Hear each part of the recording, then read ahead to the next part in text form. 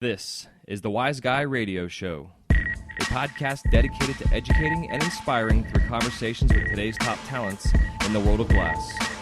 We will be dissecting their journeys in hopes to deliver actionable content that you, the artist, can start implementing now, helping you grow not only as a creative spirit, but also a successful artistic entrepreneur.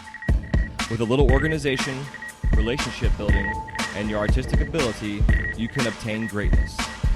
Climb aboard, whether an artist, retail owner, or enthusiast. We have a ton of fun in store for you.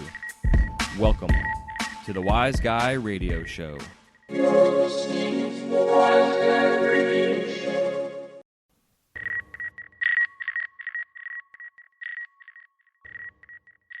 This episode of the Wise Guy Radio Show is brought to you by Mountain Glass Arts. For the month of January 2018, Mountain Glass is offering Golden Gate Glassworks tubing at 20% off. Just put in the coupon code GOLDENGATE, that's GOLDENGATE, all one word at checkout. And a little extra bonus sale they're having this month for all you Boro people out there. They're having their AccuGrind joints at 30% off. Just put in the coupon code AccuGrind, ACCUGRIND.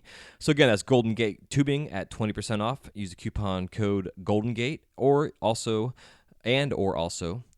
AccuGrind joints at 30% off. Just put in the coupon code AccuGrind, that's ACCUGRIND. And for all you beautiful soft glass nerds out there, they have their double helix rod 15% off sale. Just put in the coupon code DHELIX, that's DHELIX at checkout. And for any questions, comments, or concerns, just go to mountainglass.com. That's mountainglass.com.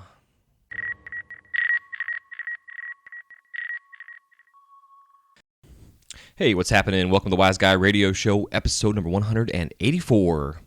This is your host, Jason Michael, and thank you so much for tuning in today. Today's episode features a conversation with Takoda Madrona. You can find Takoda out there on Instagram at Takoda Madrona. I have his links in the show notes. And you can also find him on YouTube at Double Blown Podcast, or you can also just look up Takoda Madrona, and again, I'll have all the links in the show notes. And he's coming on the show today to talk about... Actually, I'm going to pick his brain about, for one, what it's like to work in the Northeast during the wintertime. I know being in Florida, we've had some cold weather, but I'm really curious on how himself and you listening, if you're working in a cold area, how you go about staying warm between your feet and your hands, and you're keeping your glass together and kilns warmed up and all that good stuff. But also the origins of his name, which I'm really curious about, if it's his actual real name. I'm pretty sure it is. But also his inspiration to his work. If you follow him on Instagram or have seen his work, he does a lot of filicello pendants and really amazing pattern work, line detail stuff that I don't have the patience for myself, but I'm always intrigued by it. And his work has this kind of a Southwest Indian kind of native look to it, and I'm really curious if that's where the influence comes from or if it's just subconscious, what have you. But it definitely has like a kind of really sacred geometry, kind of spiritual look to his work. It's pretty amazing stuff. I'm also curious on his origins and what have you. And the reason he's on the show is he has recently started a new show called Double Blown. He's calling it a podcast, but it's a YouTube channel video show. The podcast term typically resides to this type of format that's audio. Even though I'm going to be doing a once a month or so, maybe every 2 weeks, we'll see how it goes, but a little snippet, YouTube Wise Guy Minute on the podcast. So that being said, he's got, I believe it's 5 episodes out now for the Double Blown show, and he covers everything from health topics. At one point, I was watching one where he was showing how to stretch properly. He was dealing with some really bad shoulder and bicep fatigue and tendonitis. So he was doing a video basically showing that kind of stuff. So I'm kind of curious about that and talk about his injury, how it's affecting him now as well. But also just, again, just talking about glass and his origins and his influence in our community. It's always fun to bring another content contributor on the show. I'm sure him and I will be doing some collaborations in the future as well. And as him and I continue our discussions, and I'm helping him get his audio set up and different equipment and things, just because we both agree that if you're going to do a show, you want to have the best content, the best sound, the best audio, video, everything. So we're going to be talking about that in the future. And again, stay tuned until after this episode, the interview's over, as I'm doing a little recap on each episode now with the artist interview, just sharing my thoughts on some bullet points and some takeaways from it as well. So I'm definitely looking forward to this chat with him, and I hope you do enjoy as well. Also, just wanted to remind you, if you have not yet subscribed to the Flow magazine, they just came out last month with their 13th annual Gallery of Women in Glass edition, which is the winter edition they do every year. And it's a quarterly magazine.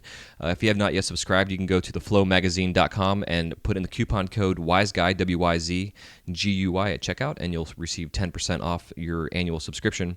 And they have an online version of the magazine as well, but I definitely recommend getting the hands-on paper version of it. It's chock full of tutorials, amazing articles, and write-ups. And this particular issue has 180 women featured in this issue.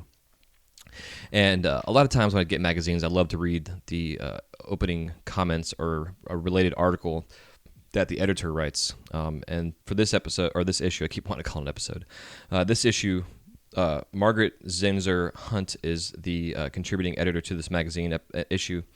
And she has a really awesome insight into her opening here. I want to read it to you just to kind of give you some ideas on what this particular issue is about, and also where women are in the glass world and in art in general. But I find that, as well as I agree with this, what she writes about is women have really pushed boundaries in terms of the glass scene for a long time and continue to, especially now in the functional scene. So for all you ladies out there, I definitely appreciate the trailblazing and pushing the work and giving the work a really feminine side to it, but also a fun, creative, and detailed, inspired thing. I've seen a lot of couples out there throughout my career who were both glass artists, and I always found it kind of interesting how the woman in the relationship tended to be the better artist per se, where the man was the more the shaper in a sense. It's hard to explain what I'm trying to say, but the woman always seemed to have a little bit more detail and finesse in a sense. I'm not really sure how to say it properly without sounding like a douchebag. That's basically what I'm trying to say. But I wanted to read this opening couple paragraphs that she wrote in her little write-up here. And she writes, I'm honored to be the contributing editor for the 13th annual Women in Glass issue of The Flow. Again, this is Margaret Zinser Hunt writing this. While women in art and craft have historically been unrecognized, this oversight seems to occur less frequently in the glass world. Women have played a vital role in the history of flameworking. Their important contributions range from making beads in Italy, crafting glass ornaments in Germany, and doing the detailed cutting and engraving work in the U.S. production shops in the late 1800s and early 1900s, to being prominent players in the early studio glass movement that began in the early 1960s. In the contemporary flame work, we see many significant female contributors, from sculptors to bead makers to scientific glassworkers. In modern functional glass, we continue to see an increasing representation of female artists. It is with great impact that the editors of The Flow continue to their long-standing commitment to featuring the innovations and contributions of women to flameworking. The stories we tell with our flamework creations matter and deserve space. I'm grateful that the magazine has helped to create a vehicle for sharing visual stories and provide a forum for sharing technique, process, and artistry. And they have some amazing articles in this particular issue. They have a lot of tutorials, some demos. There's one with a hummingbird using a fetch ray to make that Vicky Snyder does. Just a lot of really cool stuff. And you also get some cool insights just to some of the companies out there that you may not know about that sell work, and just a lot of cool stuff. But it's incredible to see the stuff in here. I mean, it's inspiring and mind-blowing. So I appreciate The Flow for doing this particular issue. And definitely get your hands on this particular one and just get a subscription. And again, just go to theflowmagazine.com, use the promo code WISEGUY, WYZGUY, and you'll receive 10% off your annual subscription for that. Also, a couple things, too. A little housekeeping here. Wanted to remember to let you guys know that we do now have a Patreon page if you would like to help financially contribute to the show and become what I'm calling you a wise ass for joining the community. All you have to do is just follow the Patreon link down below in the show notes, and for as little as $1 a month, you can join an exclusive group that are helping grow the show. All proceeds go directly back into the show's budget, which will help me to make the show even better with upgraded equipment, offset current expenses, and future travel for trade shows and events that I'll be able to go and cover and give you a first-person perspective of the ins and outs of the current trade show scene. Soon there'll be an exclusive bonus for any wise ass that becomes a contributor if you are contributing $5 a month or more, and that's going to be video tutorials. I'm going to have a little pin made as well, so I'm pretty excited to continue to grow this show as we are now into Season 4. This is Episode 2 of Season 4, but it's Episode 184 in general. Super excited about it. Also, don't forget to subscribe to the show, whether you're using iTunes, Stitcher, or Google Play. Also can find the show on iHeartRadio, and I'm still waiting to get onto Spotify, so you can also listen to the show there, no matter what phone you have. And for those who have a Droid, Stitcher is one of the apps you can use, and you can just search for the show in there and subscribe to it. Also, help us leave a review as well. Any kind of review that you leave shows iTunes that the show's being listened to. They don't really pay attention too much to the downloads. It's more on the activity on the show itself regarding to the people that leave comments and stuff. So any kind of comment helps the show get more exposure, which then exposes us and our community to a broader range of people that may not know what we're all about. And we want to share this amazing community as much as possible. And so I'm definitely excited for everything going on here. I got a lot of amazing feedback and response from the last episode with JD Mablesden and his journey and what he's been going through and the state of affairs in the industry with the trade shows. And he always gives it a really good, solid perspective that I share, and a lot of people that have reached out to me have the same perspective. So there's definitely a lot of things changing in the community. It's just depending on which direction that you go and what wave you're going to ride will depend on success and failure.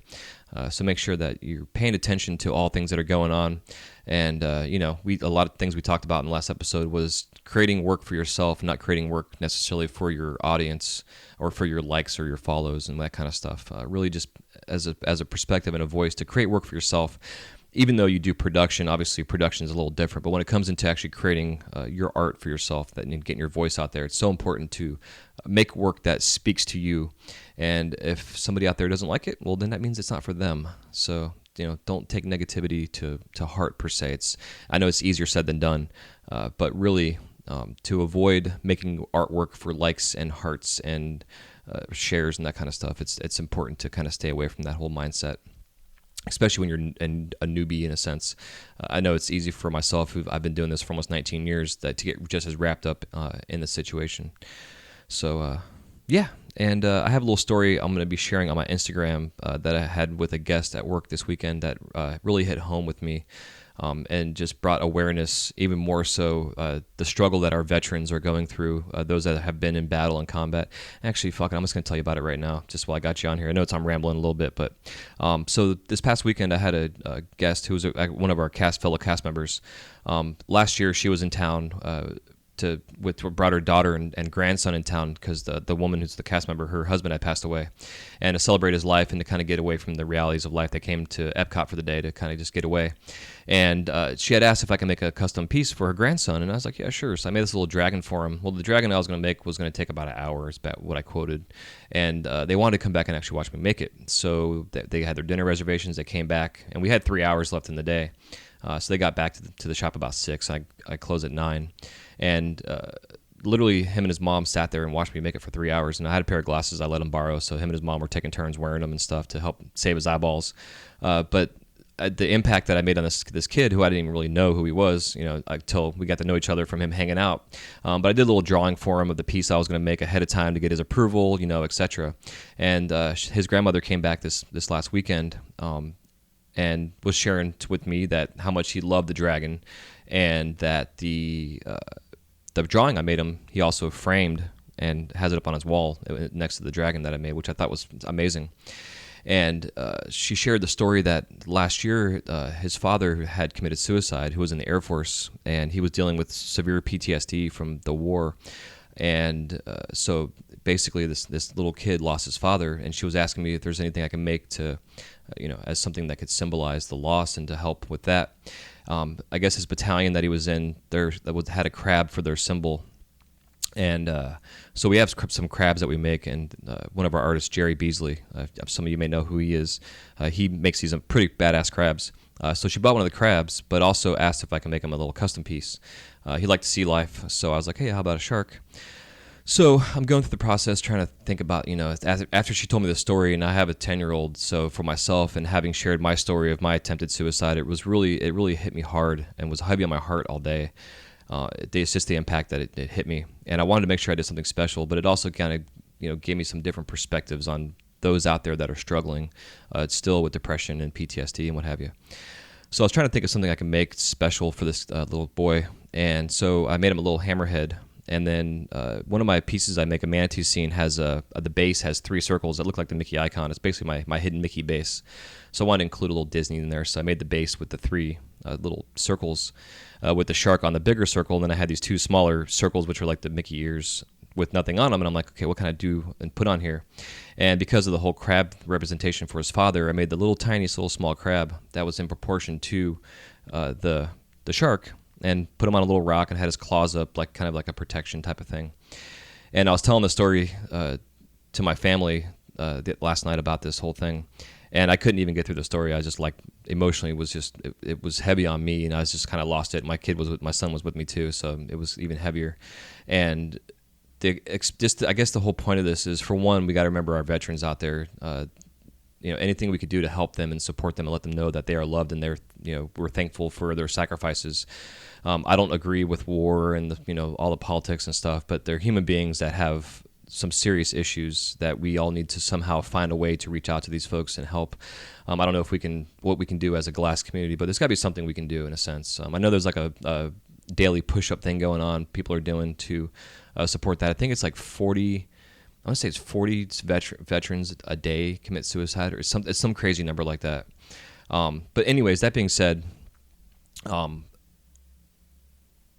just wanted to share this with you just because, as an artist, and I'm sure yourself, there's points in your career where you can have such an impact on somebody with your work that you don't really realize the impact you have until maybe they come back and talk to you a couple years later, or immediately. And I've shared some other stories on here too of other guests or people who I've made stuff for. So I guess that being said, just when you're making custom work for your people or whoever it is that you're making your stuff for, just think of the perspective that they're going to have when they get your work. Make sure what you're making for them is from your heart and isn't just a rushed piece. There's some thought and insight going into it, because it was definitely something that I would have been crushed if it would have cracked. Through the process, and thank God it didn't. And she received it the next day. I wasn't there when she picked it up, but I know that's going to have a lasting impact, which is what my whole point of this is that the glass that we make for people potentially is going to have a lifelong lasting impact, as long as it doesn't get broken or whatever. And even if those that have things that get broken, they still tend to hold on to these little things. So anyways, I don't know. That's just my little story. It just, something I just been wanting to share. And it's definitely something that just made me aware, of other things out there, and just life is so precious. It's just such a crazy thing just to think about. So anyways, I hate to be a Debbie Downer here, but I wanted to share that story with you. And just, when you're on the torch and you're making things again, it's an amazing opportunity that we have to do what we do every day. Some days suck, some days are fucking amazing, but just remember that what you're making is going to be in somebody's hands that could potentially have a lifelong impact on them. So on that note, I'm going to get on the phone here and take my chit-chat in with Takoda Madrona. And again, you guys can find him on the Instagrams at Takoda Madrona. I'll have all the links in the show notes as well for his podcast or his YouTube show, quote-unquote. And then again, stay tuned until after the show. I will be doing a little after-the-show breakdown of some bullet points and topics I found to be insightful that I want to share. And until next time, thanks again for tuning in. You can go to, hopefully the website will be up. I'm still dealing with some website issues with GoDaddy, but hopefully we'll be getting those taken care of. Actually, I need to give a huge shout out real quick to Pimp Ship Glass. He goes by on Instagram. He came into this Epcot this weekend, and we were flip-flapping. He was actually watching me make the shark for this piece. And his name's Dylan. He's a really young. He's a young artist, but he's also a super cool dude, based out of Pensacola area, and he does web development. Is going to help me potentially help me maintain and run this website, because I'm pretty technologically savvy, but when it comes to code and website stuff, it's all Chinese to me. I have no fucking clue. So. So in the meantime, this episode will be available at wiseguymedia.com/184, and hopefully the website will be up soon, so you guys can go on there and check it out, or just again listen to on your phones, whatever. So there you go. Until next time, don't forget to subscribe, leave reviews, tell your friends about the show, and stay warm out there if you're out in the cold, and hydrated, and all that fun stuff. And happy melting. And until next time, have a wise day. Love you so much. Enjoy this episode with Takoda Madrona. See you.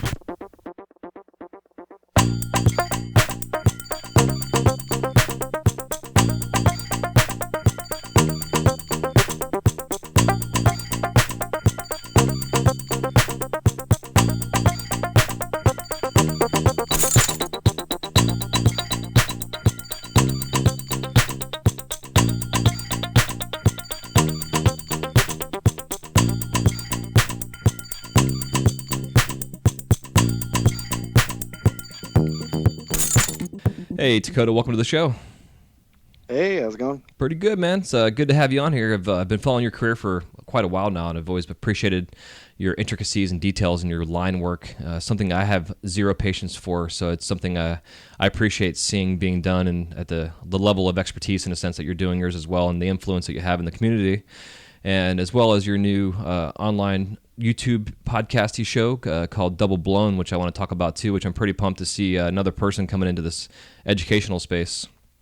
And not just doing educational videos per se on just like a technique, but you're actually dropping some knowledge, which I think is really important. I've been watching them, and I definitely appreciate what you're going through, learning this process, not only on how to communicate, but also just the production side of things. Shit ain't easy. So I definitely got to say thanks for doing what you're doing right now. Thank you. Yeah, thank you very much. Yeah, I'm just really thrilled to be on your show, and I really appreciate that. Yeah, not a problem, man. So before I get too sidetracked here, if you want to start us off by giving us your superhero origin story and how you're introduced into the flame. Yeah, I was really young. I was still in high school, and I was about 15, and I took a vacation. I was living in Hawaii, and I took a vacation back where I was born, which is Burlington, Vermont, and to visit my brother. And I kind of just saw some glassblowers working in the town that my brother lived in Burlington. And when I went back to Hawaii, my friend kind of just advised me, like he thought, I guess, he looked at me as an artist of some sort, and he thought, "Hey, man, like you could do that. Like I bet you could do that, and you would have a lot of fun." And he was like my best friend at the time, so I would say like he kind of, interestingly enough, like he pushed me that direction. Was like, I think you should really do that. And I actually just went on Google and looked online to see what I could find and how I could start glassblowing. And interestingly enough, the place that I saw the glassblowers originally was offering lessons, and I worked out with my parents that if I could figure out a way to graduate high school or take college classes in Burlington, Vermont, then they would allow me to go back to Burlington, Vermont to go learn how to blow glass. So I actually was taking online courses for high school and going to the Community College of Vermont when I was 16 and moved away from Hawaii to go to Vermont, and then started taking glassblowing classes at the school in town. They It's just like a brand new little glassblowing school, and I ended up being their first graduate ever from Huh. their school. And then about a year late, and then after that, I stopped. I took the lessons for about a month and 2 months, maybe 2 months, but it was what it was 20 hours. And I would do, I was just going every day if I could. As long as that took me. And then I had to go back to Hawaii to I finished out some courses, some semesters that I needed to do in Burlington, but then I went back to Hawaii to actually pick up my diploma and because I had to physically be in the state to pick up my diploma Oh, for some interesting. reason. Yeah. So I went back to Hawaii for a while. I was actually about 8 months, and then I came back to Vermont, but I didn't immediately, hop back on the torch. It wasn't really a career for me at that point. It was really just like I kind of did it for a while and had a lot of fun with it. Then I got a job to kind of prove to myself I could get a job, and I was going to college. And then I eventually decided it was a busser job, so I was a busser. So I decided I didn't want to be a busser, and I thought that I could possibly work in the shop that I once upon a time ago took classes for glass blowing. And when I went in there and I asked them for a job, they said that they were looking for glass blowers, and so they took me on as a glass blower, even though I just had basically the 20 hours of experience that I had had. And then from there, basically I rented space from them $30 a day and then sold them glass. So I got to use their equipment and everything, and their torch and tools and everything, and gas, and work $30, for $30 a day. And then eventually that translated into uh, a more hourly job. But for and then sorry, I'm mumbling. That's all right. Uh, Eventually, it became more of an hourly job, which then led to other things like me teaching. So the teacher that I once had left the school. So then I eventually, about a year in, and started working hourly for them. I started teaching for them as well. And then, I started repairing glass as well. So people would bring in broken pieces and I would repair their glass, and as well as doing custom work. So, jobs and work around gathered. And I just started working for them. And I worked for them for about 5 years as I, built my skills up through doing those jobs, basically. Uh, and I was lucky enough that basically Burlington, Vermont has a yearly competition. So I got to see a lot of glassblowers come in and see them work, as well as a lot of glassblowers live here. Hmm. So a lot of glassblowers live in Vermont. So I was lucky enough to actually make a large group of friends that all did what I did, and we all kind of taught each other for years, Nice. and it was really cool. So Yeah. yeah, that's kind of how I got into it. Hell yeah. So the first 20 hours that you were doing it, like what was some of the stuff you were learning in terms of the classes you were Yeah, taking? so yeah, in those classes, basically, I had like there were two guys there at the time that were teaching. So it was Dylan Davis and a guy named Moondog, which I don't believe either of them are still glassblowing. Dylan Davis is not, but Dylan Davis was my teacher, and they were both taught in very different ways. So they like both tried to kind of teach me, but one of them was my teacher, which was Dylan Davis. And Dylan taught me by teaching me a different thing every day. So one day we learned how to make, the first day was just kind of introduction to the flame, and we tried to make a pipe, and did our best, and he helped me go through it, and together we made a pipe. Next day, we made a pipe, then we switched it up and did a more complicated pipe. But then we started the next day we did like a steamroller, and then the next day we did a bubbler, and then the next day we did something else that was similar, but then he would add, we'd add in color or something like that, in some sort of way, and he'd teach me some technique that he did. So I learned a kind of interesting way of doing that, and it was actually 40 hours in total, because I would do an hour with him and then an hour by myself. Okay. So I did about 40 hours in total in that time. But it was all kind of like together, and so I would watch him. But the first things that I did, the first things that I made were we took blow tube, what we would consider nowadays blow tube, or 12 by 2.2 tubing, and then we'd fume it with silver fuming, and then we would blow up the end as a ball, and we'd make a pipe out of that. Okay. Yep. So we would make a fume pipe for our first one. We started with 12 by 2.2, and then we moved up to making them larger out of 19 by 3.2. So this is all 19 millimeter by 3.2 millimeter. Everything's in millimeter. And then from there, we started pulling the neck and tapering the neck, and moving forward with little things like that. So a lot of it was fume spoons in the beginning on fume work.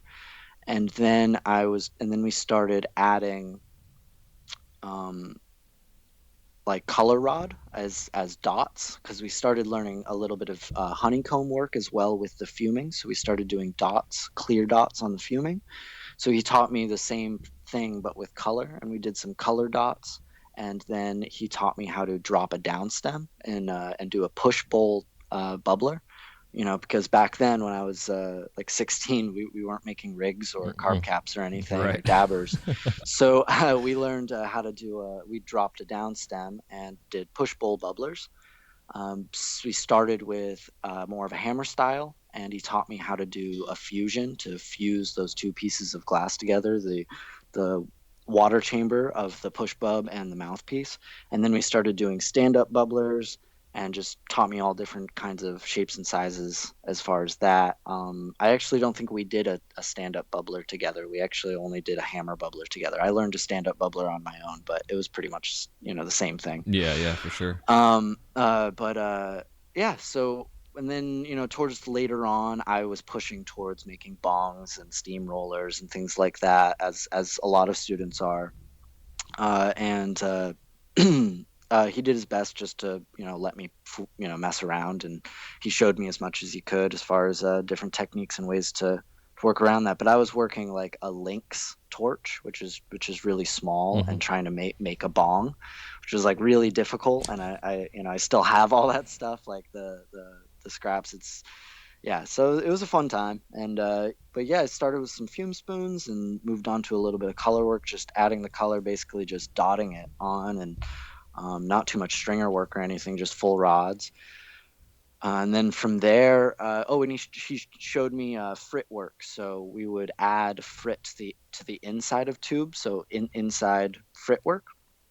And that was once we bumped up from the 19 millimeter, we moved to the 26 millimeter tubing. And the 26 millimeter tubing we would fill with frit, or we would make what later on was called the Dylan spoon, because Dylan no longer worked there, but it became a production line piece for the store that I worked at. Oh, interesting. For in the future. So Right. this spoon that he taught me, it was just 26 by millimeter can. May have gone a little bit bigger. He normally worked a little bit bigger, I think 32. But we would open that up like a bell and fume the inside, and then we would do 4 little stripes of 3 millimeter clear, and then we would melt that down and spin it, and it creates a really nice fumed spun inside out work type design on in the inside of the pipe. Hell yeah. So we called that the Dylan spoon, just a simple fume and striped on the inside out work fume spoon. And we called that the Dylan spoon. So that later on, and that's what he taught me, and that was kind of towards the end of my lessons. And that was what he did, and what we called his bread and butter, or what glassblowers call their bread and butter, which is the thing that you can make over and over and over again, a whole bunch of it, and it makes money. It sells. Yeah. So Yeah. Well, it sounds like it's a good progression that you had, because it's you're not just jumping into making rigs. You're learning the process. Because like when I teach myself, I start off with 12 mil. Make a ball of glass and then blow it out into an even walled hollow shape. Because at that point, like when I was first myself getting into it, like we'd use 12 mil for slides. So I learned a lot myself early on, being mostly self-taught, how to make a nice even walled ball sphere-wise by blowing out some 12 mil and then popping a hole and pushing a bowl, but making sure it was like big enough so when I pushed my bowl, it wasn't touching the walls inside the actual ball itself. Which took me hundreds of those things to fucking to figure out the process without always cracking things, or they would crack like the next day or whatever. But yeah, man. So I'm glad you're sharing that, because it's so important to have that foundation of progression, not just jumping in and trying to make the biggest, baddest thing, but also working on a small torch. Because like myself, I started on a minor bench burner, and in terms of myself, when I first started doing glass, I was on a National 3A. And but then I got my own torch, which is a little minor bench burner, and I was making spoons and shit. But I eventually started making bubblers on it, and little 2-piece dry spoons and Sherlocks and stuff. And it was a pain in the ass trying to use that little bit of heat for that much tubing, but I made it work for the time being until I was able to buy my Carlisle. And it's just you got to do what you got to do early on to save up the money to then upgrade your equipment by learning little tiny things and eventually getting into bigger things. So it's fun, and I know myself, I made plenty of those Dylan spoons as well. Yeah. That's good shit. Yeah, it's interesting though to see like that stuff is still around, still being made these days, which is good, because there's a lot of money in it. Yeah, and it keeps the shops from going out and buying the import shit instead. Yeah. all these newbies can start making that stuff. The China killers per se. It's good shit. So at what point in time in your career did you start doing your line work and getting more into more of your detailed, intricate stuff? That actually probably wasn't until about 2 or 3 years in, probably like 3 years in. For the most part, I was mainly focusing a lot of energy on repairs and sculptural work for like production line pipes and things Hmm. for the store, and repairing glass along with teaching lessons. So a lot of my time went towards teaching lessons and doing repairs. And I mean, for the first year, it was really just the fundamentals, like just learning how to, make a sellable pipe, Hmm. and then being able to produce multiple of them that look the same, and then doing the same thing with bubblers and, all those things. And along those lines, I made some of the stuff I look back on, like I love the most. I made some whales. I made a series of whale pipes and snake pipes, and yeah, that was like a couple years before Instagram. So like I don't even have those pictures up and everything, but I have I made production line pipes, and as I just mentioned, a couple like animals and such, in the beginning when I was just like trying to learn production and being able to make the same thing over and over again. And then it became more like repairs lessons after I started teaching. But then I uh, eventually eventually I got to pendant. Instagram became popular. I got myself an Instagram, and pendants became more popular. And uh, I made a reticello and a filicello my first tries, and they got like a lot of love on Instagram. And I just kept going with those because they got so much love from everybody. And I really enjoyed making them. They were like one of the more difficult things. Yeah. Everything is really difficult, to make look right. Like I guess I say like honeycombs, like the process in itself sounds pretty similar, or simple fume dots, just dot dot dot dot dot dot dot. But to get it just right is really hard. Yeah. Yeah. Like, and I guess that's kind of where I fell with like filicellos and reticellos. Like getting it just right was like so difficult, and I guess that's what attracted me to it. And I started doing it not till like 3 years into glass blowing, so maybe 3.5, 4 years ago. Crazy. Yeah. Well, it's fun though when you do get the love like that on the social media. It's like you're not making things for the love, but you're making things because that's what people want to buy from you in a sense. And you found Yeah, that, yeah. my owls were the same way. Like early on, that's what got my whole Wise Guy brand going. Was some lady at work one day over at Epcot asked if I could make a small owl, so I did, and I posted it on Instagram. And people loved it, but they asked if I could make a functional one. And I never had made an owl before like that, so I made one, and then the love continued, the same thing. And the next thing I know, I've got like customers that were sending me drawings of the pieces they were buying off of me, and this one kid sent me a logo or an image actually that ended up becoming my logo, which I use now. And then the brand started, and everything else. So it's kind of fun to see where something like that starts, and then it just kind of snowballs, and you can grasp onto it and then just constantly keep improving it. And obviously with your technique, you've obviously been trying to not necessarily master it, but as close as possible in terms of mastering something. Yeah, yeah, totally. I mean yeah, exactly. Yeah, I think too, by getting a specific direction from your tribe, in a sense, it helps you to stay focused on just one tech or one specific area. Because it's I'm sure like yourself, I've attempted and tried thousands of techniques over the years, and a lot of them resonated with me and a lot of them didn't. And the ones that did, I still do to this day. But even the ones that did, I don't necessarily have down to a science yet, and I still want to go back and revisit those. Like the honeycombs, like doing a really nice silver fume implosion honeycomb has been one of those things that I've just never really figured out, except for if I use like some purple passion or some color that I knew was going to reduce to look like it was a fumed honeycomb. Yeah. Yeah, no, exactly. Yeah, totally. I yeah. But like the honeycombs, there's nothing worse than being almost done with the honeycomb and having one dot touch another dot, and it just fucks the Yes, entire the thing up. entire thing up. It sounds so simple, but it's extremely difficult to It's get a just right. kick in the balls, man. And which again is why I appreciate your work, because I know like I've done filicellos and line work before, and it's just it came out looking nice, but there was times I would just get so frustrated with it because I knew I had orders waiting for me, and here I am. I felt like I was wasting my time, and I look back on it now, and I know it wasn't because I was learning, the process. Which it's nothing drives me crazier than hearing people say, "Oh, I'm just wasting my time, I'm wasting material," but really you're not. You're you're investing in yourself by throwing that piece in the garbage and doing it again, and doing it again, and Yeah, doing it again. yeah. I mean, I I really recommend people like finding somebody that has done what you are trying to attempt before, or something, like Hmm. trying to find a teacher, because I spent so much time trying to figure out, like, you can with a teacher you can figure out a month's worth of trial and error in an hour, Yeah. Yep. and then you're so much farther forward.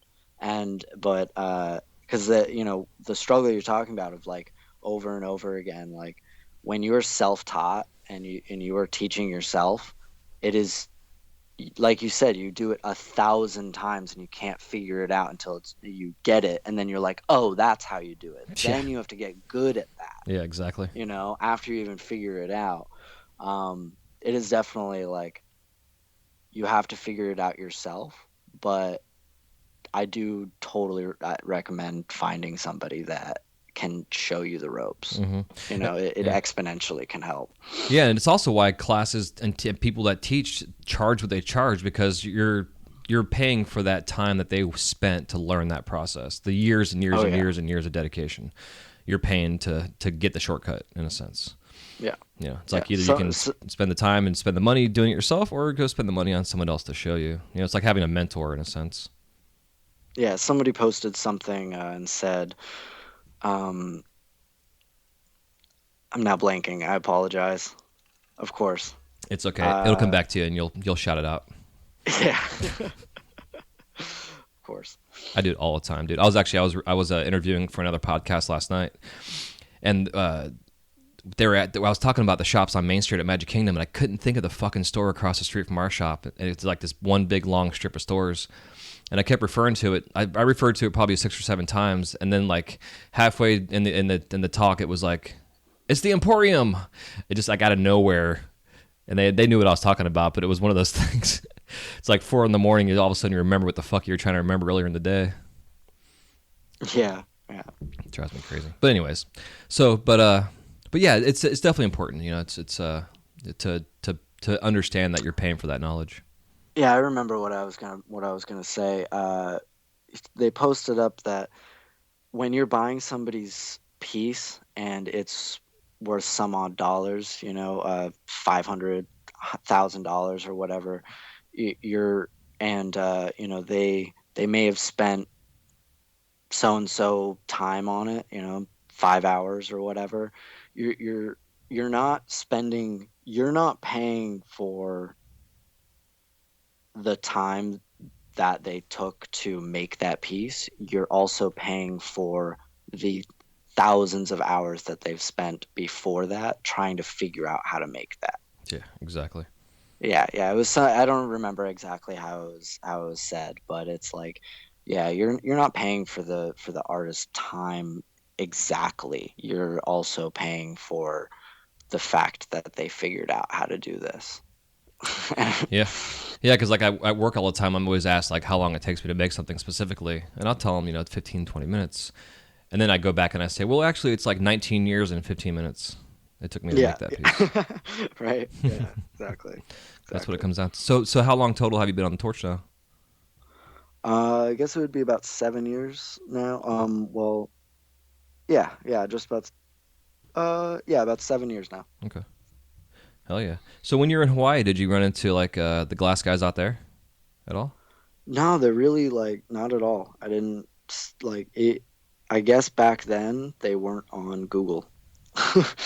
because I could not find anyone in on Oahu. I lived on Oahu, Okay. and I could not find anybody. Like it was, I mean, it was probably like not that good at searching, and the internet 15 how long ago was that? 10 years ago Hmm. wasn't what it is today. You're right. Right. Even back then, everybody wasn't on the line, especially some, or at least that easily found without the exact right keywords. Yeah, yeah.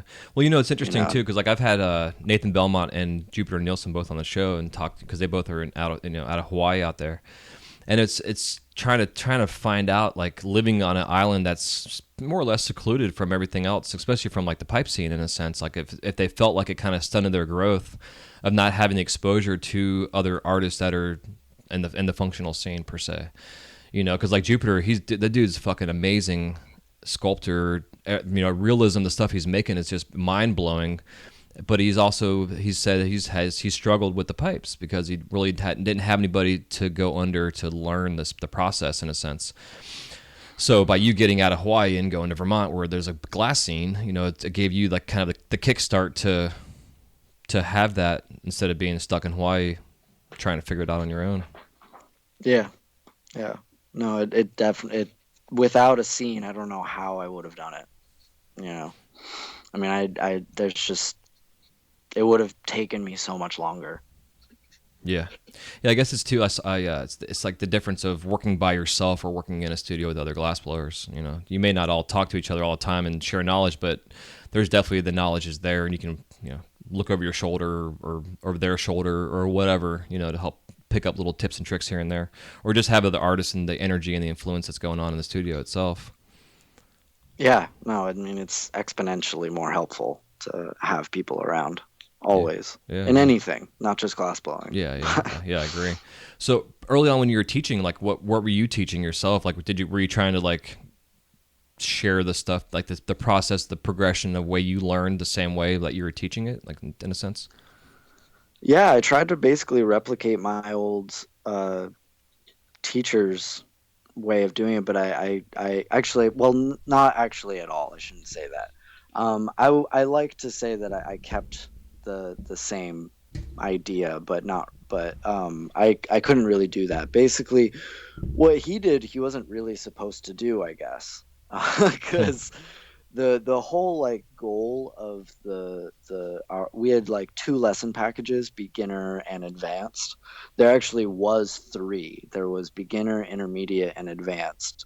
And then I took the course, and I did the beginner and intermediate, and they said you don't need to and shouldn't take the advanced course. You can make a sellable pipe already, so anything from now on is just you're gonna be learning basically of everything, and there's so they were like, you don't need to take the advanced course. We're actually just going to cut that one out and not have that, and we're just going to have two courses for now on, and you're our first graduate, basically, is what happened. Huh. And so I you know so I graduated with that, and when I started teaching, there was only two things, where there was eventually, like way later on, let's say 4 years later, they reintroduced the advanced course. I, you know, but that's besides the point. Right. Right. But there were two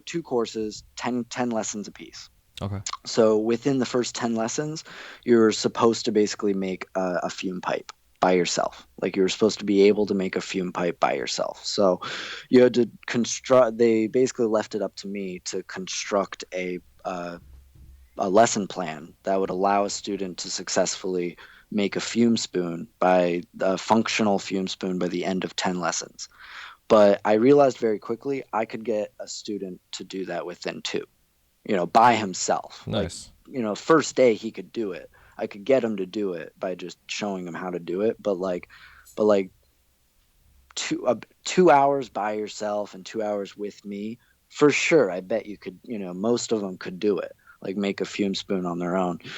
I would say, 50% of them. But like, so I really needed to like expand that. So I kind of broke it down so that by the end of it, we constructed, deconstructed, and reconstructed, you know, every single from fume spoon to Fritz spoon to inside out spoon.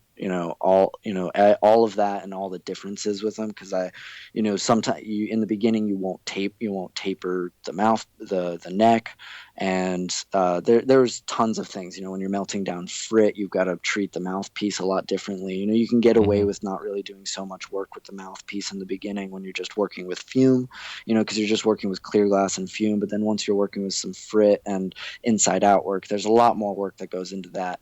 So I'd get them, my goal was trying to get them to be able to successfully make at least a frit pipe by the end of the 10 lessons by themselves. Nice. 26 millimeter. So, but all I had to really do is make sure that they could make a pipe by the end of the 10 lessons.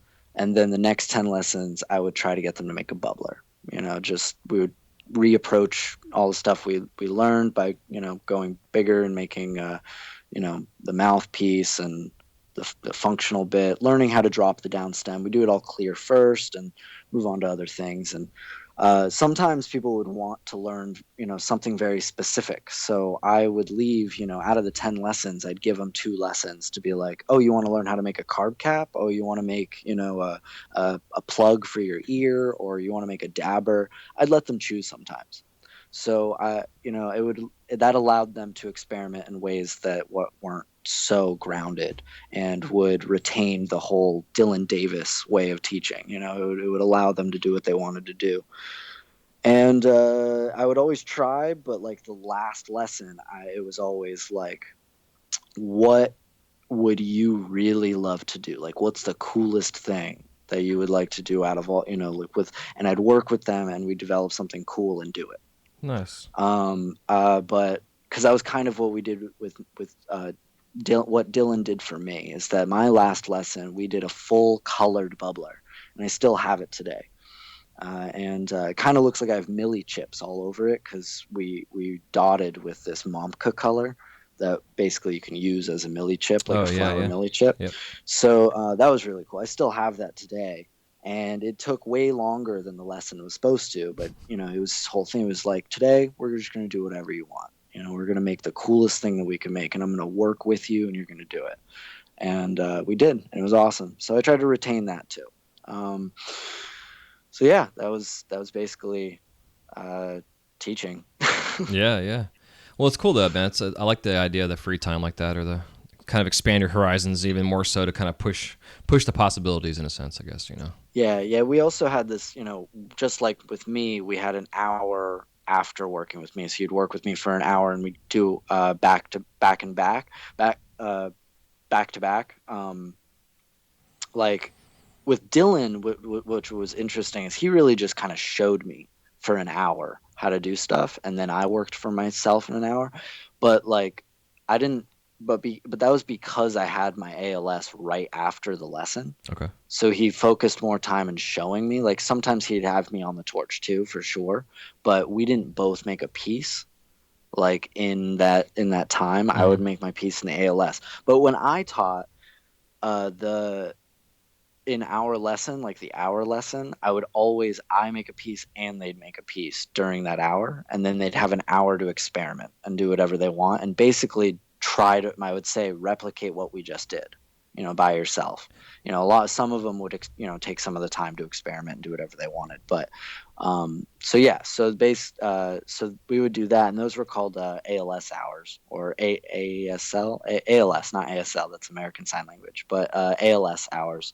So they would do hours by themselves, and that would allow them to have a lot of time to experiment as well. So. Yeah. Well, it's interesting too because everybody learns a little bit differently, and it's like these online courses I'm doing. I have both ways of learning by drawing things onto a whiteboard, breaking things down geometrically, and then I have like the video lesson as well. It's to watch the process and the technique. But then I'm going to have my students also, they're going to make a piece on a video chat with me so I can kind of talk them through any issues they might be coming up with.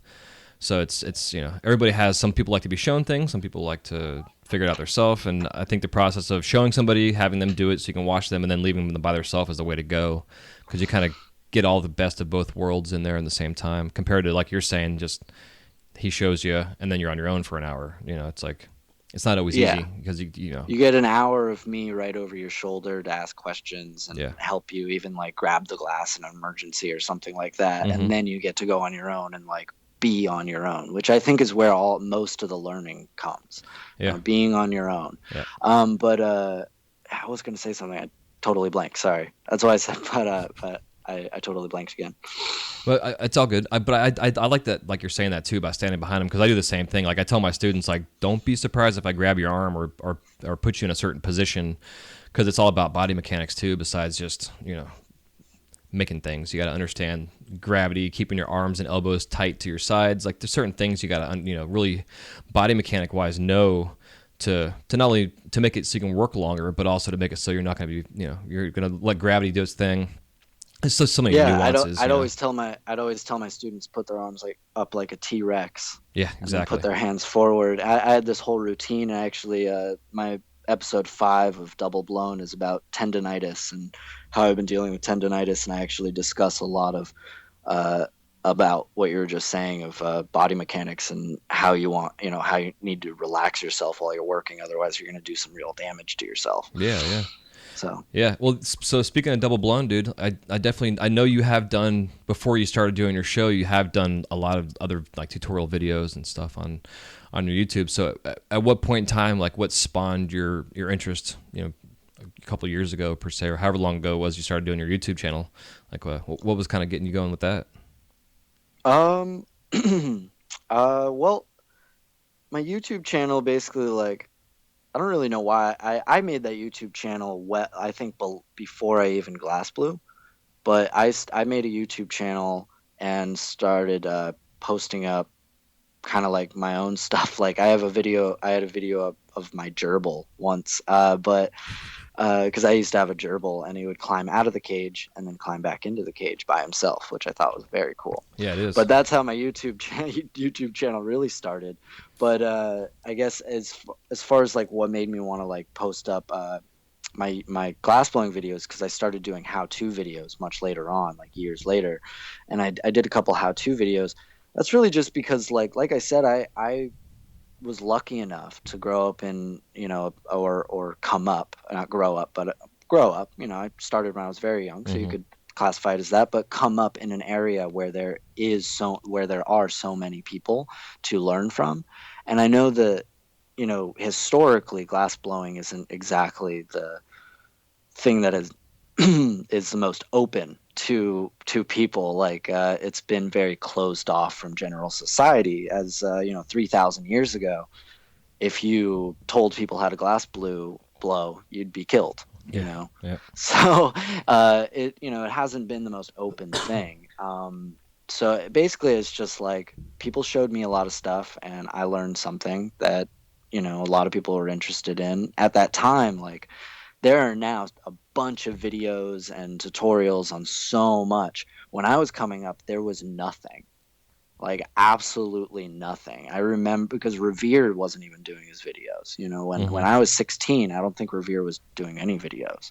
So when I remember Googling glass blowing or YouTubing, searching on YouTube glass blowing, and the only two videos I found were black and white videos, and the video of a soft glass blower making a horse, which I think a lot of people have seen. So but those were like literally the only two videos I could find. It was funny, and but then all of a sudden there's a huge explosion, and I guess at that time there wasn't, like, when I made my video there already was Revere and a lot of videos, but I hadn't actually seen those.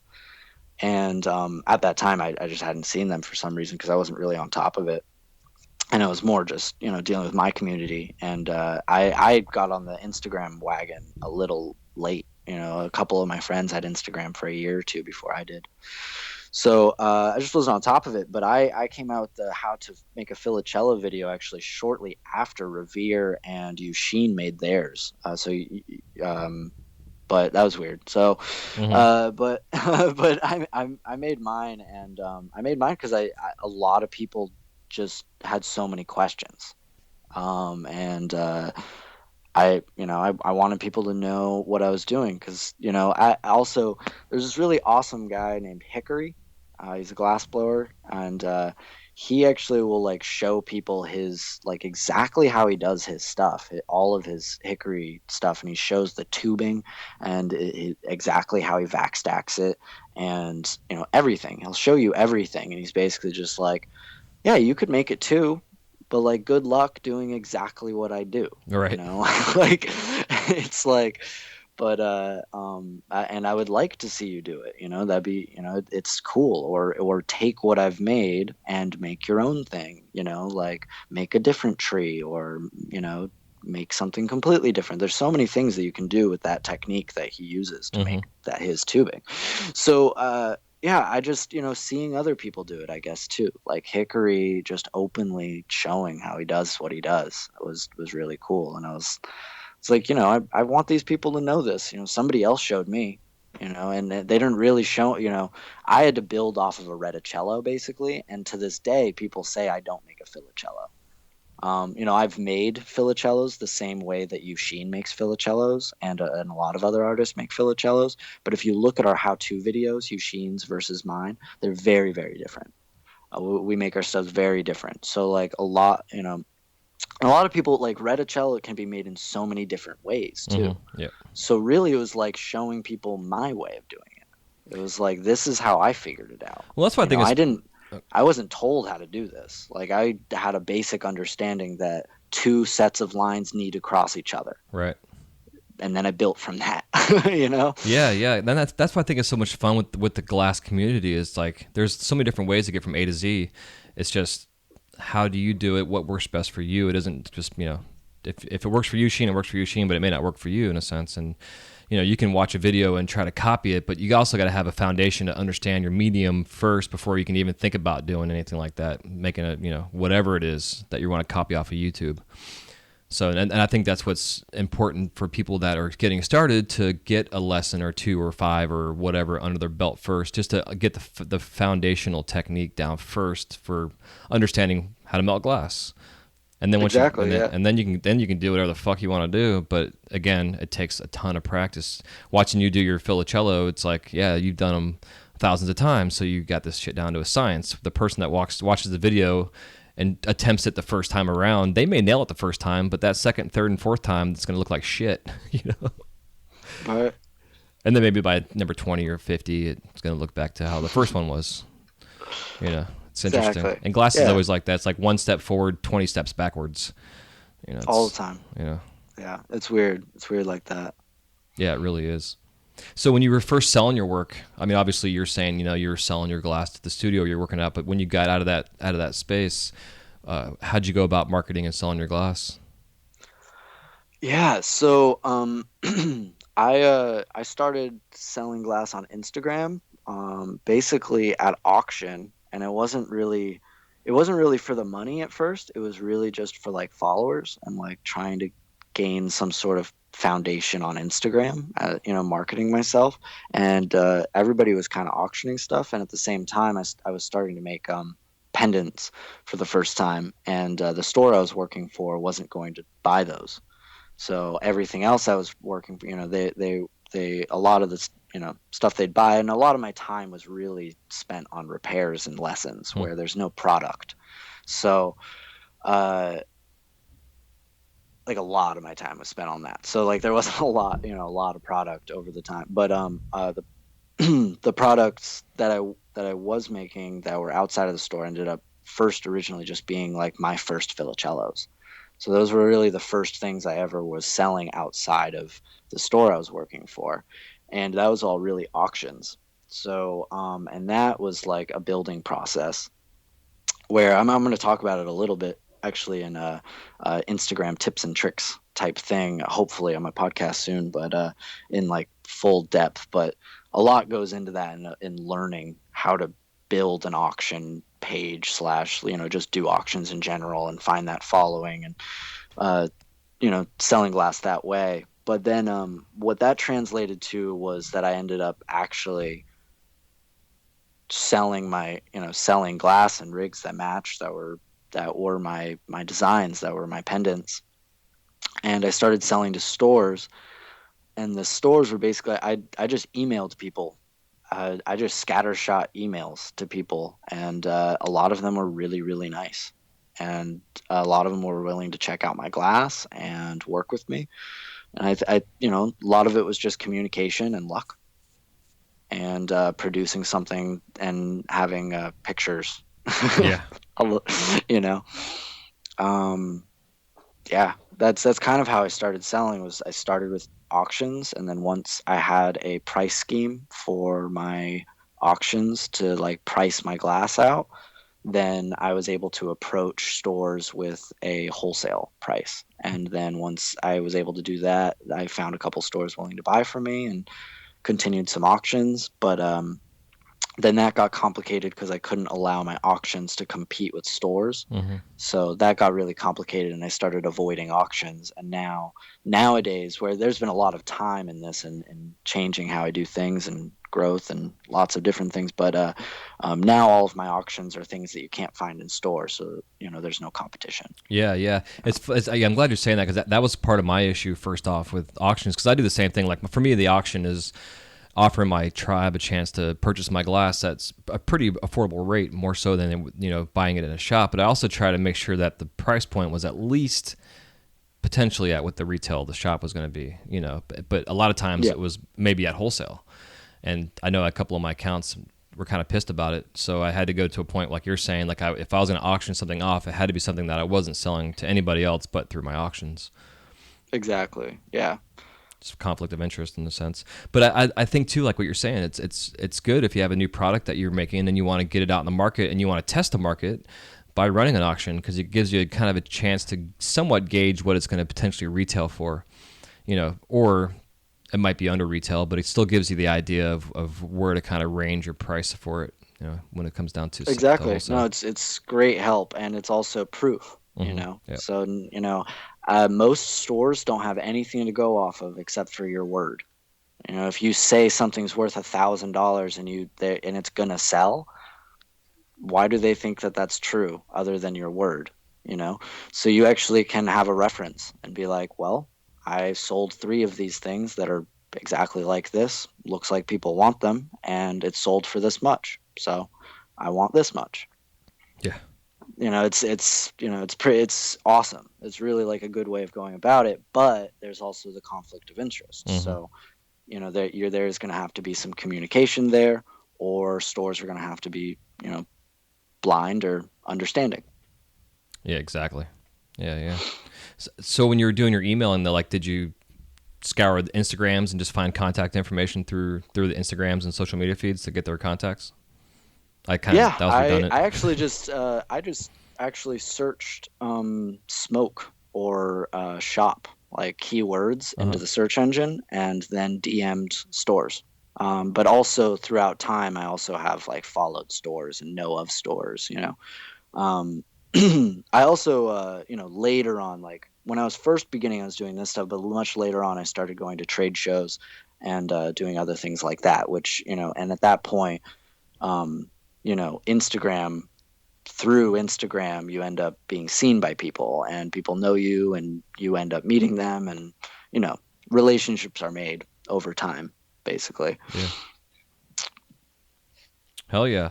So you're doing your tutorial videos and what have you, and now you got your little podcast going on. Was that something that kind of just like grew out of a concept of what you're doing with your videos on your show? I'm sorry? It's just in terms of your like actually the idea for you doing your show, your podcast, the Double Blown show. Like what was I kind of missed the question. Oh yeah, I'm just asking like what sparked kind of the inspiration to The get podcast? for the podcast, yeah.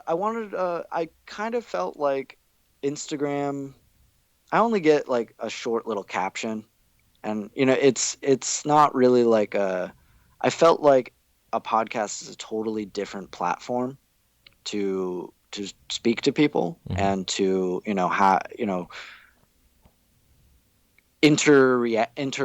with the community. It's just a totally different platform to interact with the community that is, I can get much more depth.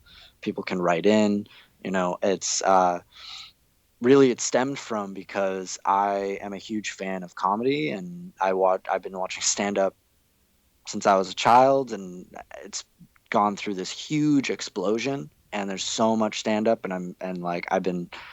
I'm there's so much to watch, and I've been watching so much, and not only that, but the people that I like the most, they have their own podcasts. It's a huge thing in their world is to have podcasts. It's a huge thing in pretty much every industry now. It's blown up exponentially, podcasts. So to say it's just them, it's but it's in their industry, stand-up comedians, it has blown up, and I watch a lot of podcasts when it comes, stand-up comedians podcasts, and just people that I, respect and think highly of or enjoy watching, either, whomever. But I guess just from watching other podcasts and seeing that other people can find platforms to talk to people, and not everybody is speaking nonsense. So, or some people are, and it's really entertaining. Right. But either or, it's that there's free entertainment. There's free knowledge, free entertainment out there, and it's pretty cool. Yeah, it is. So I wanted to jump in on that, and I thought, I really don't like, I'm building it. I'm trying to figure out what I'm going to be doing exactly and how to do it, but I've seen that it's a really cool way again to speak to people and or communicate with a large group of people. Yeah, for sure. So are you going to basically keep your show on as a YouTube show, or are you going to be getting into more of the audio stuff as well, like this show, for instance? Because there's a difference in terms of like the genre per se of content. So like your YouTube, sure. like your YouTube video is a YouTube, broadcast, where like the podcast is more audio presentation on an app on like iTunes or Stitcher, exactly, or what have you. Totally. I'm definitely going to switch it up, and it's going to grow, but for the most part, it probably is going to end up just staying for like a free YouTube show, because I'd like to keep the visual for the future, but it really it's pretty up in the air at the moment. So podcast is like really loosely used at the moment. But yeah, it's, I definitely, like I said, it's just kind of up in the air, but I definitely do have plans to definitely upgrade my equipment and post it on other platforms. I'm trying not to expand the platforms much further than just free, non-monetized YouTube videos. Hell yeah. Yeah, man, it's good because you can also upload you can capture just like the audio portion, and eventually then you can upload that to a host, and then you can have have a podcast. Yeah, I mean, it's just YouTube is literally free and unlimited. Yeah, which is nice. Like for a content creator. Yeah, like I tried using Spotify and stuff, and they were like, "You have 32 megabytes." It's like, that's literally 30. That's like 15 minutes of audio. Like, maybe. I don't know. It was something like that. It was something ridiculous. Like, because it's just meant so you can put on like two or three songs. Yeah, exactly. In a free account at least. And it's, I don't know. So I'm not going to monetize the videos either. So you have to worry with ads and stuff, because a lot of people are dealing with not getting paid by YouTube. So I'm really not worried. I've made 12 cents from YouTube, and they're not going to pay me because they have this like minimum you have to make. And even after that, I'm sure they charge you a fee to get the money, and it's kind of complicated. You have to make a lot of money, and the way that you get money is only if people like don't push skip on ads, and they watch the whole ad, and they have to spend over 15 seconds on it, and you also only get money if like they click on it. It's really like it doesn't make any sense to monetize your video, although I have monetized a couple of my videos. So I really would just like to just keep it free on YouTube as, you know. But I could eventually do episodes though that are only going to be audio, Hmm. because I'll travel and upgrade my equipment and try to just do audio shows. But like I said, it's very up in the air. Cool. Yeah, yeah. Right now, I kind of want to keep it to kind of fun. Like the last episode, I just talked about my tendonitis, which is just kind of like unique. It's not like I'm gonna go in and teach. I might do an episode of like how to make a bubbler, but I don't really want to keep it completely on how to physically glass blow. But it's like I've taught a lot, and I kind of really miss teaching, but that's not really where it's gonna be. Like it's what it's gonna be. At least it's Yeah, not yeah.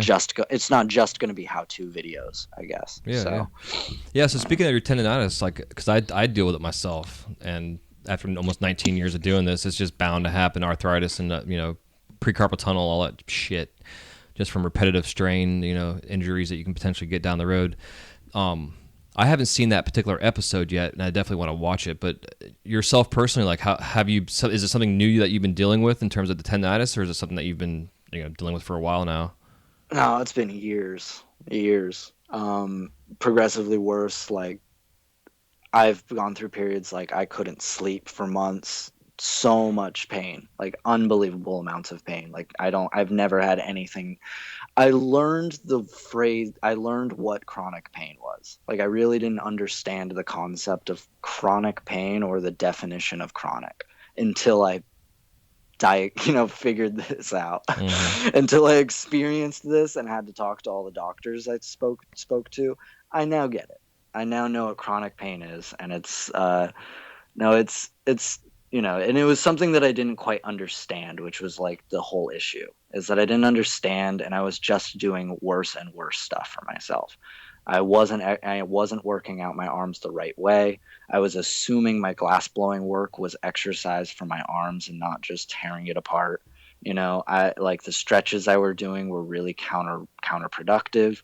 That it's I just didn't know anything about it, and I also saw doctors, and they like wrongly diagnosed me and gave me like anti-steroidal inflammatory pills and stuff that like didn't really work but kind of worked. And like it was a long period of time of trying to figure out what exactly it was until I finally went and I saw a chiropractor and an osteopath that both said, yeah, you have chronic tendonitis in your biceps, like your right bicep for sure, like unbelievable, like chronic tendonitis, like Crazy. severe tendonitis in your bicep. I don't know what the other guys were saying, but you have severe tendonitis in your bicep, and you also have like your tubulars are inflamed in your shoulder as well. Like it's and at that point it was spreading to the like upper my back, like really like the back of my shoulder, Hmm. and spreading to other muscles and stuff. And um yeah, I didn't know what I was doing, and I didn't know what was going on. And I finally talked to the right doctors, and I kind of figured out what was going on and I learned what tendonitis was. So ever since then, which was a couple months ago, in the episode I say I've been gaining weight to help with that. Because what you need to do is gain muscle mass to counteract what's going on with your muscles. So like what's happening is you're just overusing your muscles, and the key word of that is over. Yeah. You're overusing those muscles. So like you gotta gain muscle to counteract that. But on top of that, you also need to stretch. Stretching is unbelievably key, and the correct stretches are unbelievably key. And in my uh, YouTube video, or my episode 5 of Double Blown, you'll see I show the stretches that I personally do and the stretches that I found that were the most helpful out of the ones that I was shown by the doctors. Nice. So I spent hundreds of dollars to figure out all of this, and I really hope that the stretches will help people. I actually got a really, really amazing email from somebody. They messaged me and like, told me they watched all my episodes, and, said that they deal with shoulder issues and that the stretches that I showed them really helped. And, wished me luck on my journey, and it was a really amazing email. So Yeah, like, it's the best, isn't that's it, when you get great, that response like that? right? Yeah, it makes me feel. So It makes you want to keep doing what you're doing with these shows too. Because I'm the same way. Man. I get at least every episode, I get someone reaching out to me, and it's it's definitely it's humbling, and it makes me feel good. That even if you're exactly, just helping one person out. exactly. That's all I hope. Just I hope that helps somebody. Because like I said, like I wish I had a teacher. Like I just wish I had knowledge ahead of time for things. Hmm. It's like in anything I learn, I'm like, wow, I wish I knew that. Like, and I want to scream it, Yeah, from the mountaintops. Like, hey guys, this is this. Like, I had no idea. yeah, yeah. It's So amazing. I know. I think about it all the time. Like looking back on my career, like what would have changed, or where would I be now in a sense of my techniques if I had taken a class here and there back then. Like I've taken classes recently, but the classes that I've taken recently were more or less like showing me that I knew what I was doing. I picked up a couple of yeah, techniques. I cleaned my stuff up in certain areas, but it was more of just reinforcing that I already kind of had an idea what I was doing.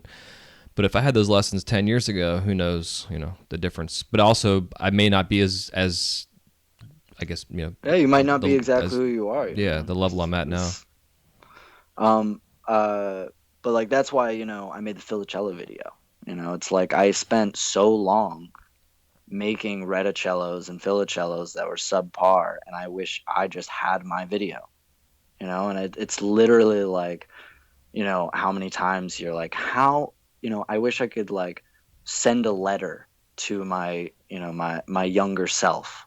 It's like that's my letter to I hope other people that are, you know, trying to figure out something that I have already figured out. And like I do the same with anybody else that has figured out things that I haven't figured out, which is an exponential amount more than that video.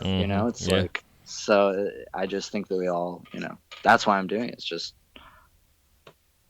Yeah. you want to show people information. Hell yeah. Yeah, it's good stuff. So I want to ask you about your name. Um, Yeah. yeah, it's unique, man. So, like, do your parents have like a reason for the naming of you?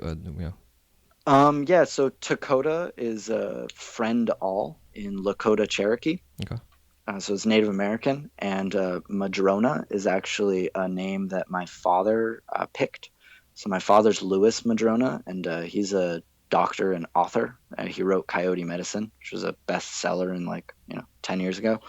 So you can Google his name, but he changed his last name. His last name was actually Mel, which is my middle name, and it was his stepfather's last name, so that was his last name. But then he changed his last name, which changed all of our last names when my dad married my mom, and they had me. But Madrona is actually it's Madrona in Spanish. It would be midwife, Huh. but we're not Spanish, so it's actually a tree that sheds its bark instead of its leaves, which is kind of cool. Yeah, it so is. it's like the Madrona tree. So I guess my dad has some sort of story and why the Madrona tree is really close to him, but so that's why he changed his last name to Madrona, but also because of complications with his stepfather. Didn't want to have his last name, so that's long history ago. But so that's my name's Takoda Mel Madrona, and it is actually like my birth name. A lot of people think that it's like a glass blowing name. I knew somebody for like 3 years, and I was like, yeah, Takoda's my real name. It's like, wait, that's it took him 3 years to figure that out. Well, that's what I wanted to ask, because I'm always I had to, because I was curious myself. I figured it was your real name, but Yeah, yeah, that's why No, I a lot wanted of to people ask. think it's a glass blowing name, even when they know me. That's funny. Yeah, it's good shit. It's unique, and it works for a glass name, for an artist name too. It's definitely something that you don't necessarily forget. Yeah. With the double A's, it sounds good. Takoda Madrona. Yeah. Yeah, it flows off the tongue nice. Yeah. So, kind of with your filicellos and the patterns that you're doing, and even like your images per se, you definitely have a tribal kind of style and I guess that's what I'd call it, to your like your pendants and stuff that you're auctioning off. Do you have like a specific inspiration that goes into your work, or that you kind of feel from, or do you free flow shit? Like what are you doing when you're coming up with your designs and your concepts? Um, I hate to be that guy just to say like it just comes to me. No, but But that's a good literally, answer. I don't. When it comes to my filicellos and my disc flips and stuff, uh, it's really just been a slow build. If I could say that, Hmm. like from the beginning, it's just two sets of lines that were crossing each other, and that became more and more sets of lines. And then it became filling in the spaces and creating these color patterns, and then the color patterns have just built off of each other. Uh, I would definitely probably say subconsciously, my house was filled with like stuff you'd find in New Mexico. Like old, like very um, Like South. Midwestern, Yeah. like So. Southwestern, Uh like huh. Midwest, Southwestern, like art, like coyotes and that style type of art, but also like Native American art. Lots of Native American art, and so I would say definitely subconsciously, I've noticed that there's a lot of similarities to, let's say, like beadwork that you'd see, those intricate patterns Yeah, that yeah. but interestingly enough, you don't actually see the filicello or the reticello or that sacred geometry pattern that you commonly see in other cultures. You don't actually see that very often in Native American cultures. So there isn't that direct connection, but I would probably say subconsciously the color patterns are probably somewhat related to some sort of reference to that sort of past, or part of my life or part of my past. Yeah, because I mean that's what I see when I see your work, which is also why I wanted to ask you about your name, because it's kind of, to me, it kind of coincides with your style and your flavor, what you're doing, kind of, with your Yeah, it's name. got Yeah, like a very Native American type of feel, yeah, with the diamonds all intertwining with each yeah, other. exactly. It definitely reminds me a lot of Native American beadwork. Yeah, because I mean, you even look at like dream catchers and stuff, and the dream catchers, in a sense, are a Yeah, I form. mean, right there. I mean, a dream catcher is, what am I saying? That pattern doesn't show up. I guess I was thinking beadwork. That pattern doesn't show up in beadwork, but Right. obviously it doesn't. But that pattern is right there. It shows up in every single culture there is. Yeah. But yeah, you know. So I always thought I always wanted to make those, like since I started making filicellos, I always wanted to do dream catcher pendants, but I could never make the feathers the way I wanted them. Hmm. Like I just couldn't get it the way I wanted, so I just always dropped it. And maybe one day I'll do it. But also I've seen people do it. There is there's one or two artists that actually make those. So, that comes into, I don't want to replicate that, although it would be my own thing. Yeah, exactly. I know one way I've done feathers before like that is basically just laying down some color, in like a teardrop shape, and then using my butter knife to kind of symmetrically cut it down the middle, like really press it in deep, so it almost presses the color away from itself and exposes the clear underneath, in a sense. And then just going down and cutting the grooves at angles, as like a feather kind of has. Same kind of way, like trying to press through that color as much as you can to bring the clear through, in a sense. So when you look at it from the other I like side, that. you know what I mean? It kind of, and then you melt it all in, and it has that separation in between each little in a groove. It doesn't really have a straight line, but it has kind of a feathery kind of look to it. Just to share that with you. One little way I've done it before. Yeah, yeah. I used to make leaves all the time, and that was my issue, is that they always just looked like leaves. Hmm. I'd always carve down the center, and then I do the edging leaf veins and things like that. And whenever I'd make a feather, it always just looked too much like my leaves, Yeah. and I couldn't. It was like a personal thing, Hmm. I'm sure other people would look. Like I made a feather once, and I ended up giving it away as a pendant because and they were like, "This is awesome. Like, why wouldn't you?" And I'm like, "It's not right. It's not the way I want it to be." Right. And Exactly. that's my problem with it. Yeah. But I like that if layering, and then if you press hard enough, you'll get that clear to run through, and that would really help. That would make it look more feathery to me. Yeah. Yeah. I'm gonna give that a shot. Hell yeah. Hopefully that works for you, It's dude. also about making them small enough for the pendant. Yeah, and that's the You yeah, know? yeah, exactly. Yeah. Because it's got to be an accent to the pendant, so Mhm. it can't like be the size of a pendant, which is annoying, Yeah. which makes the carving all that more, difficult. Yeah, totally. Especially because you're working backwards too. Yeah, I'm thinking like millies, trying to Yeah. develop some sort of millie or like a flat cane. If I could figure something out that I could, pull down and make small, but That's the fun we'll thing see. about glass, man. We can sit here and talk about making feathers all night long and eventually come up with Endless, somebody. endless Yeah, options. right. It's fucking cool and frustrating. Because like at work, someone's like, I get like the whole "you're an artist, have fun with it." I'm like, no, I need parameters, please. Yes. Oh my God. Don't have to tell me. Yeah, God. Like it's just like it's like you get to do whatever you want, and I'm like, yeah, but sometimes it feels good to like have something. Like, Hmm. what am I aiming for right now? Yeah.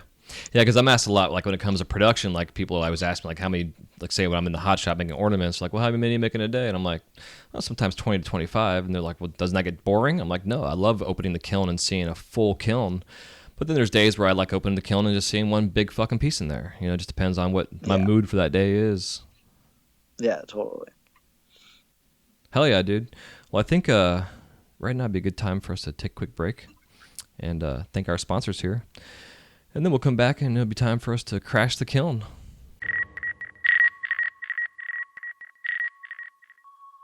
This segment of the Wise Guy Radio Show is brought to you by Zen Dude Fitness. Lose 10 pounds this month by joining the Zen Dude Fitness 4-week jump rope fat loss challenge. Brandon and Dan will take you on a guided journey towards becoming the best you. Get fit, have fun, and find new ways to eat healthy while still enjoying the sweeter side of life. Just takes 20 to 30 minutes a day and no gym required. For more info and to sign up for the free 4-week challenge, go to wiseguymedia.com/ZenDudeFitness. That's wiseguymedia.com/ZenDudeFitness.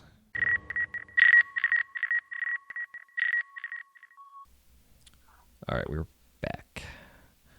So, yeah, man, the Crash and Killing round consists of 7 questions.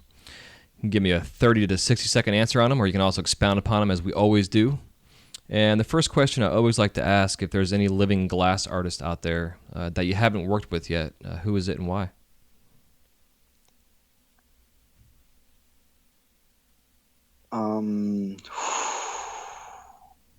Any living glass artist I have not worked with Yeah, and you want to. and would like to. That's hard. Mm-hmm. That's why I asked first. Yes. I will try to think of this quickly. I mean, I haven't personally worked with Yushin, and like I've seen him work, so I don't know if that like is working with him, like collaborating / actually working in the same studio, or like watching him work. No, like physically being there. Okay, like physically being like working with the individual.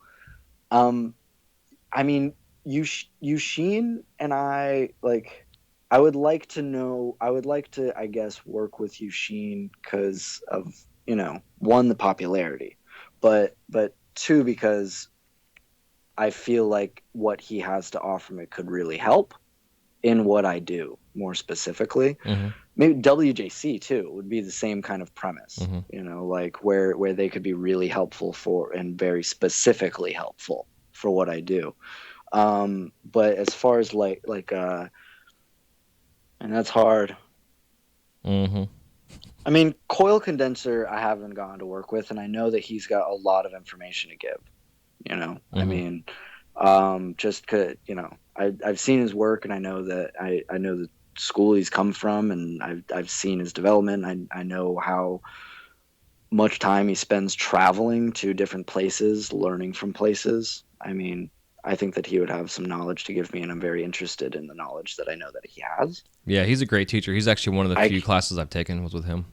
Yeah, I haven't taken a lesson with him at all. I mean, I've met him a couple times, but he's a great guy, so I would say maybe him, but there are, there's just so many. It's really hard. I mean, do you know, I can't think of his name for some reason, but he makes animal balloons that are weighted down by a metal weight.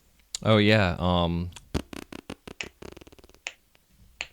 it's gonna drive me fucking crazy. crazy. I know his name too. That's just, But that's all sculptural work where like it would be nice to see him, but everybody's different with sculptural work, but it's all pretty much, just sculpting. It's like it would be nice to watch him work. But he's an amazing artist, an amazing market. He's like really an incredible artist. So like he would be great, be fantastic. yeah, yeah. Wow, I should have thought of that. This is kind of like who's your favorite artist a little bit. And but like I said, like WJC, Yushin, people like that would probably be really specifically helpful to me. I really admire the artist that makes the animals that are held down by a metal weight. Those are common pieces he makes. He's an incredible artist. I can't believe I'm blanking on his name. Yeah, I'm in the same boat. I'm actually trying to I know. trying to I find know, real quick right? Like because yeah, it's like I totally know it, but I don't. yeah, I'm in the same boat. I'm turning with names Oh, too. Hoops. Hoops is awesome. I would love to work with Hoops. I choose Hoops. Okay, yeah, he's a badass too. He's cool. I think yeah, maybe Hoops. There's definitely a handful of guys out there that I would like kill to work with, but and like know what they know. But Hoobs is killer. I would love to learn from Hoobs. Yeah, I'll go with him. Hell yeah, Comfortable with that answer. awesome. So, what are your top 5 favorite colors in glass? My teacher Dylan Davis said that cobalt is the Cadillac of glass, and that was well before we had any of the glass that we use today. Yeah, But I will always hold strong and say that cobalt is an amazing color, and it is extremely stable, and it is pretty in all different levels. But Atomic Blue Stardust is really cool. It's sparkly and blue. Good batch, I really like that color. Illuminati is always like fun. I'm always so up and down with Illuminati. Sometimes I'm like and then sometimes I'm like, this is really really cool. So does that go on the list of top 5? I think it goes in the mentionables. okay. It's and personally, I use all cadmium colors when I do flips. So I could just name off all the red, orange, yellow cadmium colors that I use the most. Where right now I'm using poppy, so you could say poppy for my red. I like yellow crayon or canary. Canary, I like yellow crayon more than canary. So yellow crayon, orange crayon, and poppy would be what I normally use for my cadmiums, and those definitely are my favorites because it's what I use the most. They definitely wouldn't be like my favorite to make tubing out of. So you could throw those on Atomic Blue Stardust, and it's hard. Slime has always been a really good. Like I always like slime, but it's definitely not my favorite. I can't put that up there. It's hard. I really like the transparent orange colors, like goldfish and stuff like that. I actually really like them, but they're hard. They're like kind of bubbly. Like they're hard to work, kind of like cadmiums, which make them not as fun to work. And they're not sparkly like Atomic Blue Stardust. Again, difficult questions. Good questions. Cobalt.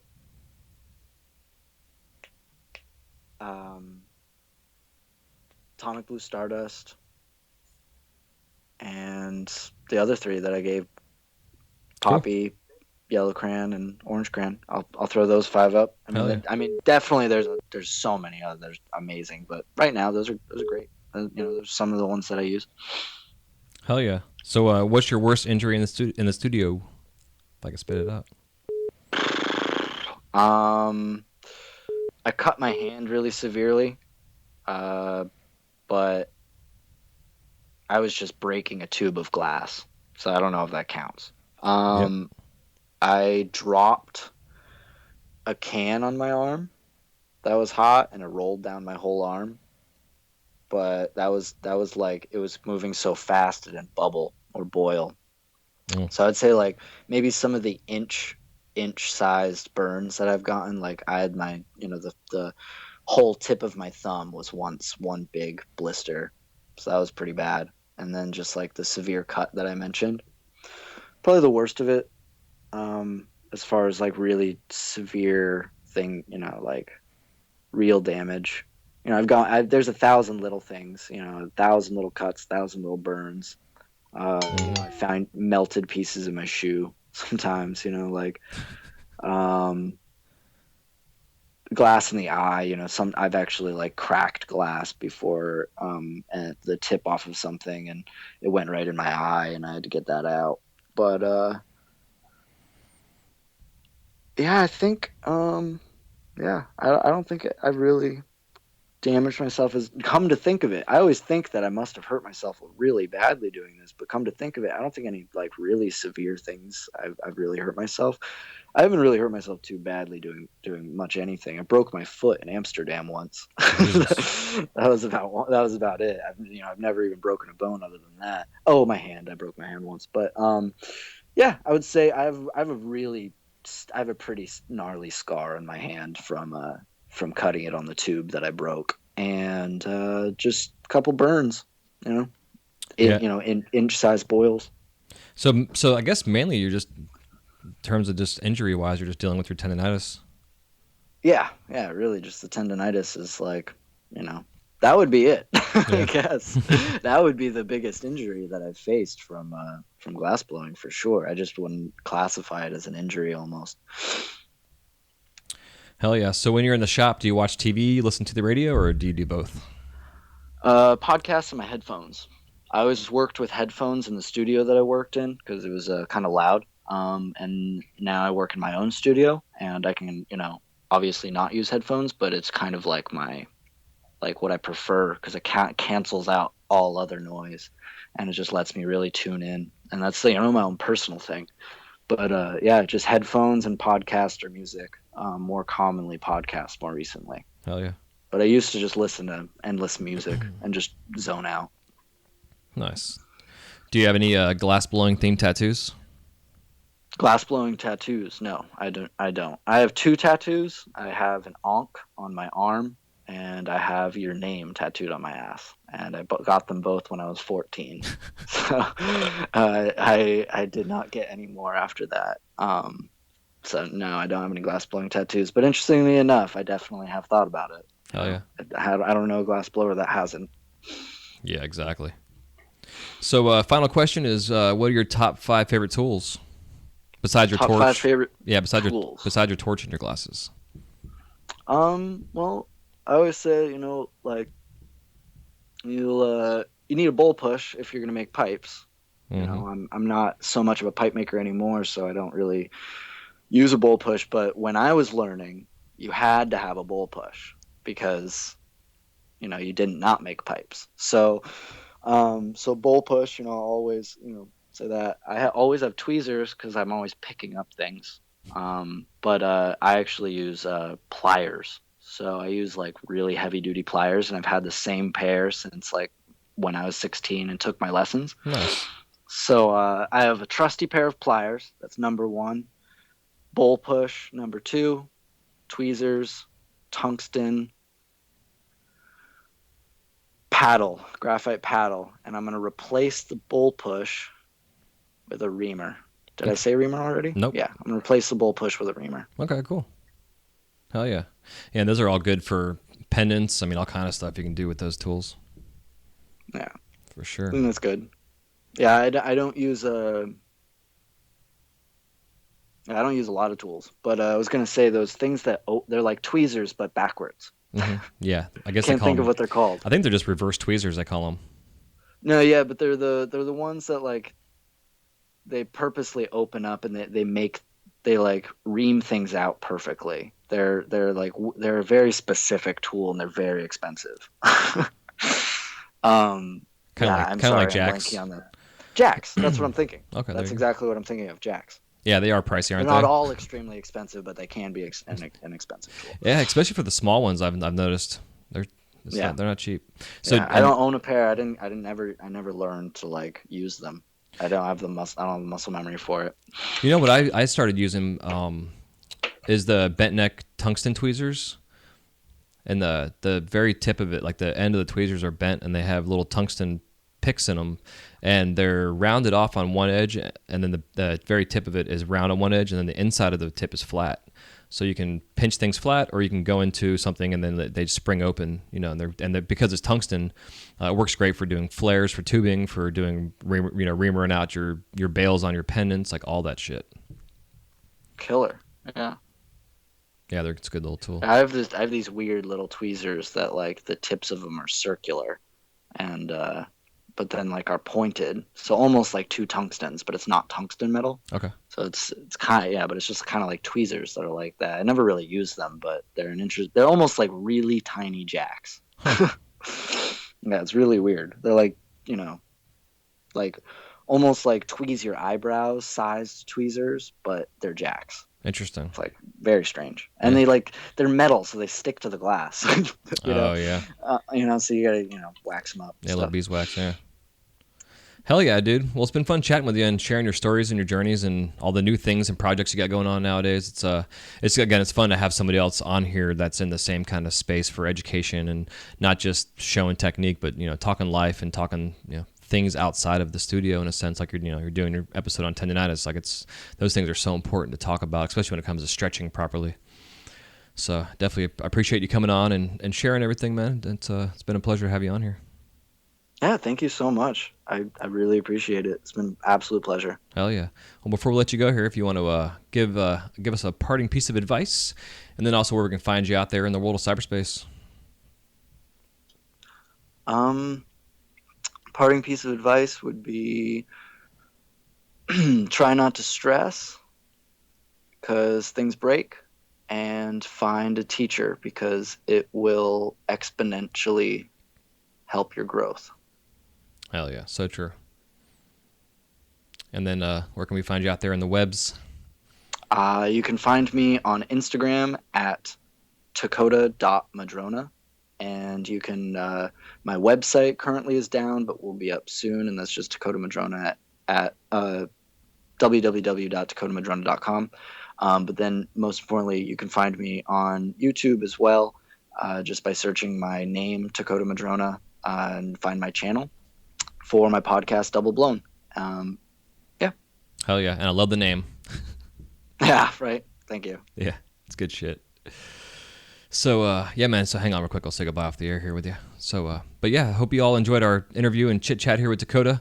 Definitely go check out his podcast or his YouTube channel going on. It's, the more he does, the better they're going to get. And as anything else, as it goes in glass and life in general, just got to keep on doing it. And he's taking the step here to just put them out there.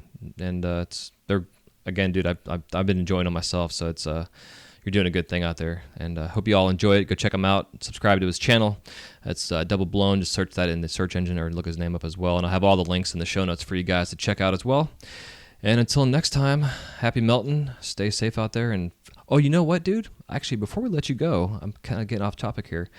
One thing we didn't get to discuss was how the fuck you can blow glass when it's 25 degrees below zero outside. Yep. Living here in Florida where it's, right now it's pretty chilly out, but we're spoiled in a sense down here. And I know people out in California, et cetera. But, yeah, any advice or tips that you have for those that are out there freezing their balls off in their studios right now? There's tons of ways to keep yourself warm if you're blowing glass in the cold, from heating mats. It really, really will help to get a mat that is heated, especially if you're working on a floor that is cold. I don't use a heated mat, but I know someone who does use a heated mat, and I've used it, and it helps wonders. But also, if you are working on a cold floor, raise your floor. Take some insulation, put a layer of insulation down, put a layer of plywood down, put your normal foot mat on top. Get off of that cold ground. It's not good for you. It's really, really not good for your feet too. It does soak through your shoes and your feet. When your feet are cold and your muscles are cold, it is like they're worn down. So it's like, walking a couple steps is walking a mile. It really destroys your feet, and you won't notice until it's too late, and you can actually really, really hurt your feet. If you added humidity to that, you would then have a trench foot, which is what they got in World War I. So that's kind of, why they got so bruised and awful, was also the cold wearing them down. So try to get your feet off that cold if you have a cold ground. Besides the actual cold ground itself and getting yourself nice feet mats, there are propane heaters. You can connect directly up to the same propane that you're running, although those do burn out propane really, really, really quickly. But so that's your option if you don't have extra electricity to burn. I know a lot of people are in their garages. They don't have extra electricity. They're already popping their breakers. So one, I'd recommend, if you're popping your breakers, like I mentioned, like really try to work out your electrical system. But people are really already overdoing their electrical system. So if you don't have more energy to spare, like as far as electricity, go with gas. It's worth it. It's worth it to keep yourself hot, keep yourself warm, and it is not an unbelievable expense. But they're very affordable too. But space heaters, any type of space heater will help, a lot. And also having a really, you could theoretically have your intake, you need intake to your room where you are. So you need an intake and an outtake. So your intake, you can have heated air. It's theoretically possible to heat the air that's coming in from, figuring out your intake. So, or, things like that. So all those are possible, from electric heaters to gas heaters to, but also I've heard that you can lead. There's some sort of way. I don't have the right information, but somebody was using their hood. I can't imagine how it's safe, but I guess they were pumping the hot air from their hood through a series of vent ducts, and then like filtering it so that like it would lead the hot air back into the room and then filter back out before it would like totally leave the room or something like that. So they would like fill the room with this like vent it's unbelievable. But there's ways to keep your room hot, basically. So yeah, propane heaters, making sure you stay off the cold ground, and if you have the electricity, use it. Get a nice space heater. Personally, I don't use the oil ones.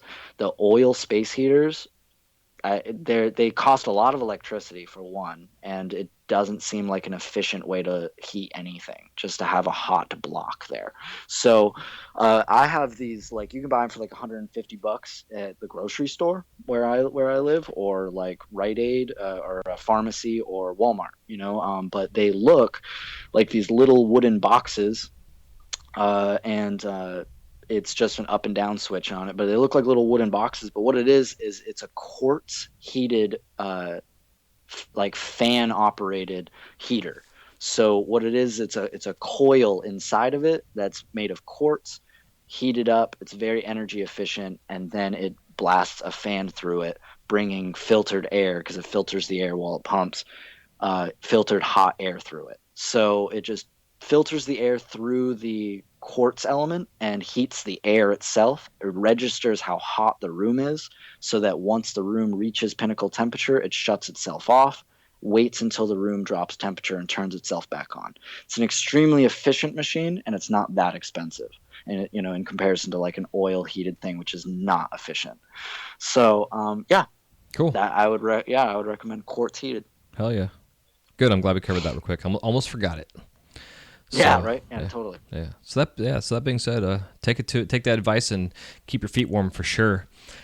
And so until next time, go check us out on iTunes, iHeartRadio, Stitcher, any kind of podcast catcher out there.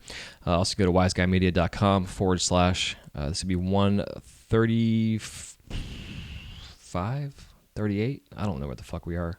I've got so many damn episodes. 180. No, it's 188. That's what we're going to be on. Jesus.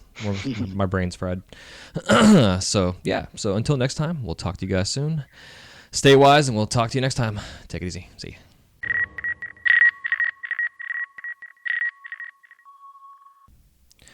Hey, well, I hope you enjoyed this little interview and chit chat with Takoda and myself. It was a lot of fun. We definitely covered a lot of bases, as always, as we do on the show, which I love to do. And I wanted to cover again. This is only the second time doing this, kind of new for me, so I haven't really taken many notes. I just kind of like to just listen to the interview and be in the time, be in what am I looking for? In the moment. It's been a long talk, so I'm a little tired here. But yeah, to be in the moment. And anyways, so he's definitely inspiring. His name, Takoda Madrona, is his real name, which is cool to hear in the story and the origins of that. I almost forgot to ask him about the cold weather situation, so I'm glad I remembered at the very end there. So I hope you caught that part. If you're listening to this, you obviously caught the end part there where we talked about it. But part of really what I found interesting with his journey was starting off with a couple quick lessons, going through basically a systematic approach through taking lessons, and then being hired to do production, and then hired to teach. And part of what I've always found myself is, even early on, I wanted to teach how to do this work. And even though I wasn't that good early on, I still knew some stuff to get started based on what I was taught.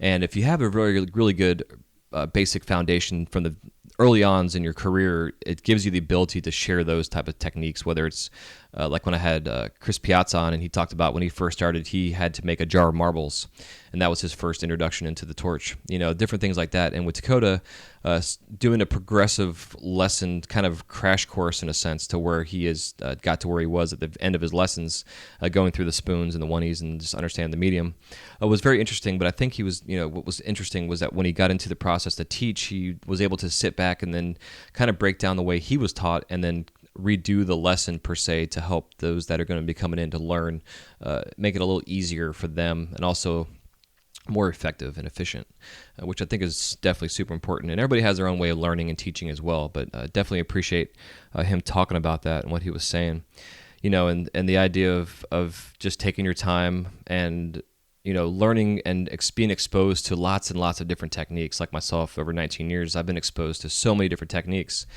And then there were specific ones that stood out to me, and for him as well, there were specific things in his career that stood out to him, hence why he now does a lot of filicello and awesome pattern line work and pendants and what have you, and disc flips and stuff. And it was interesting that he definitely didn't necessarily have inspiration per se for his work. It was mostly subconscious.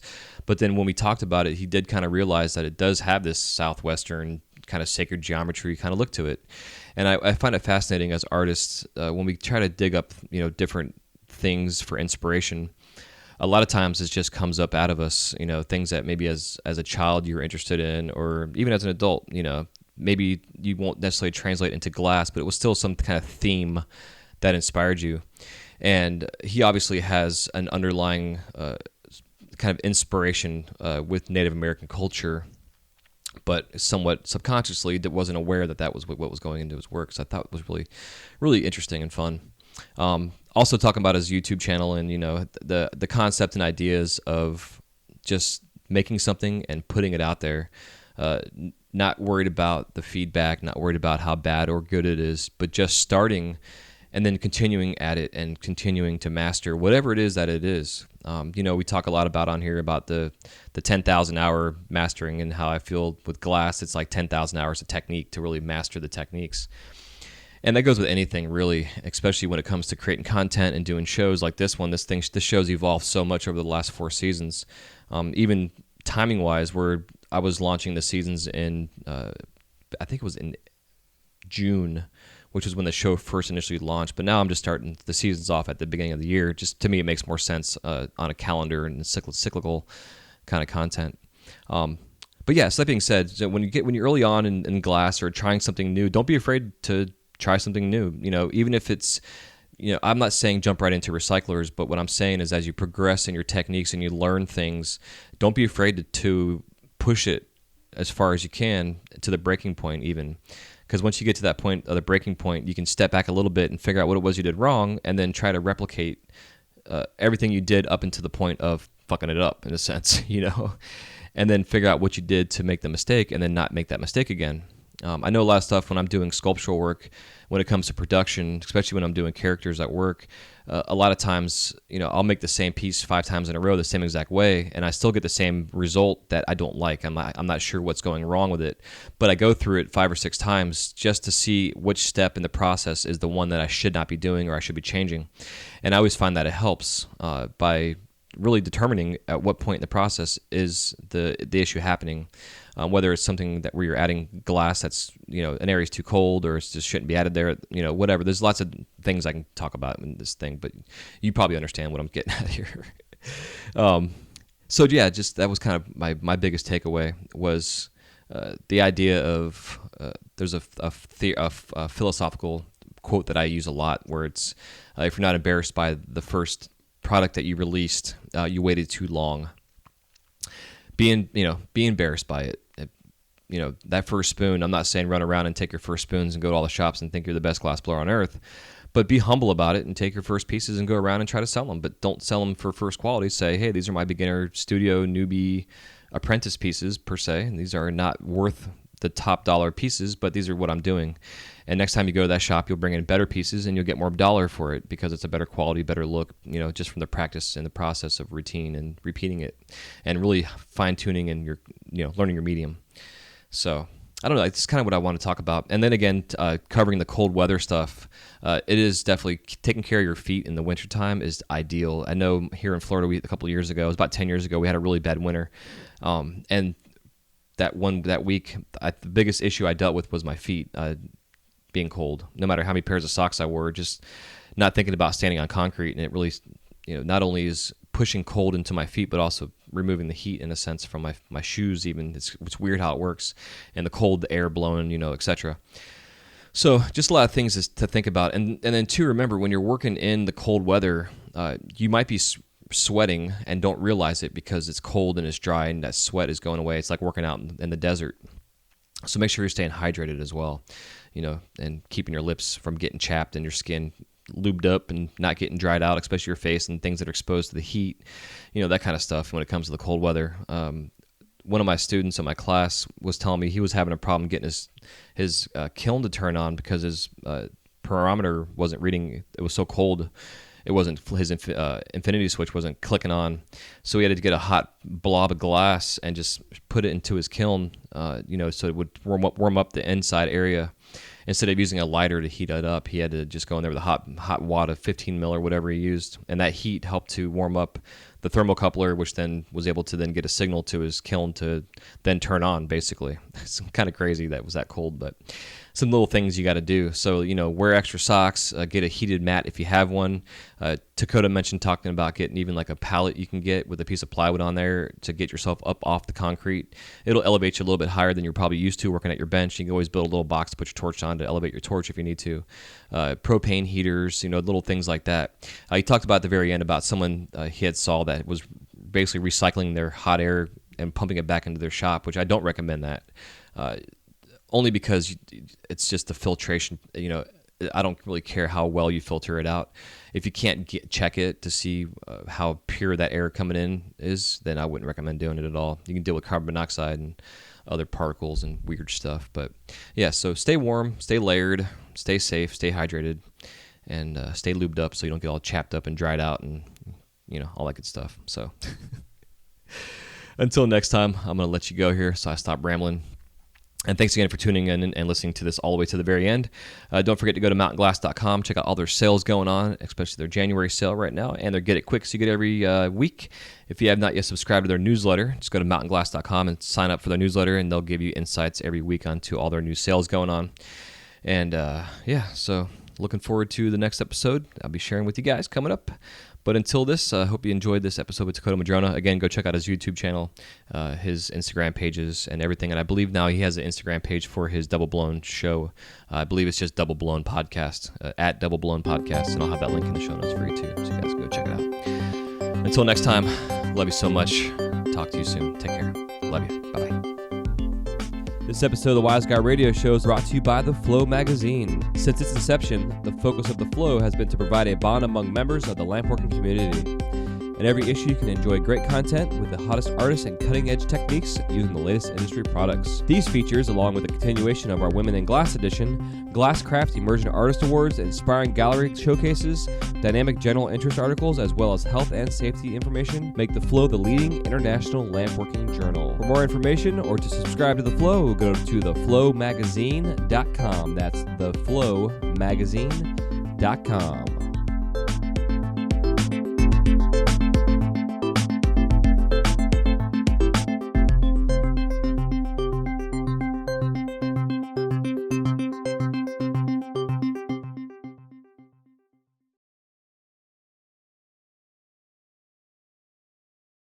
You're listening to the Wise Guy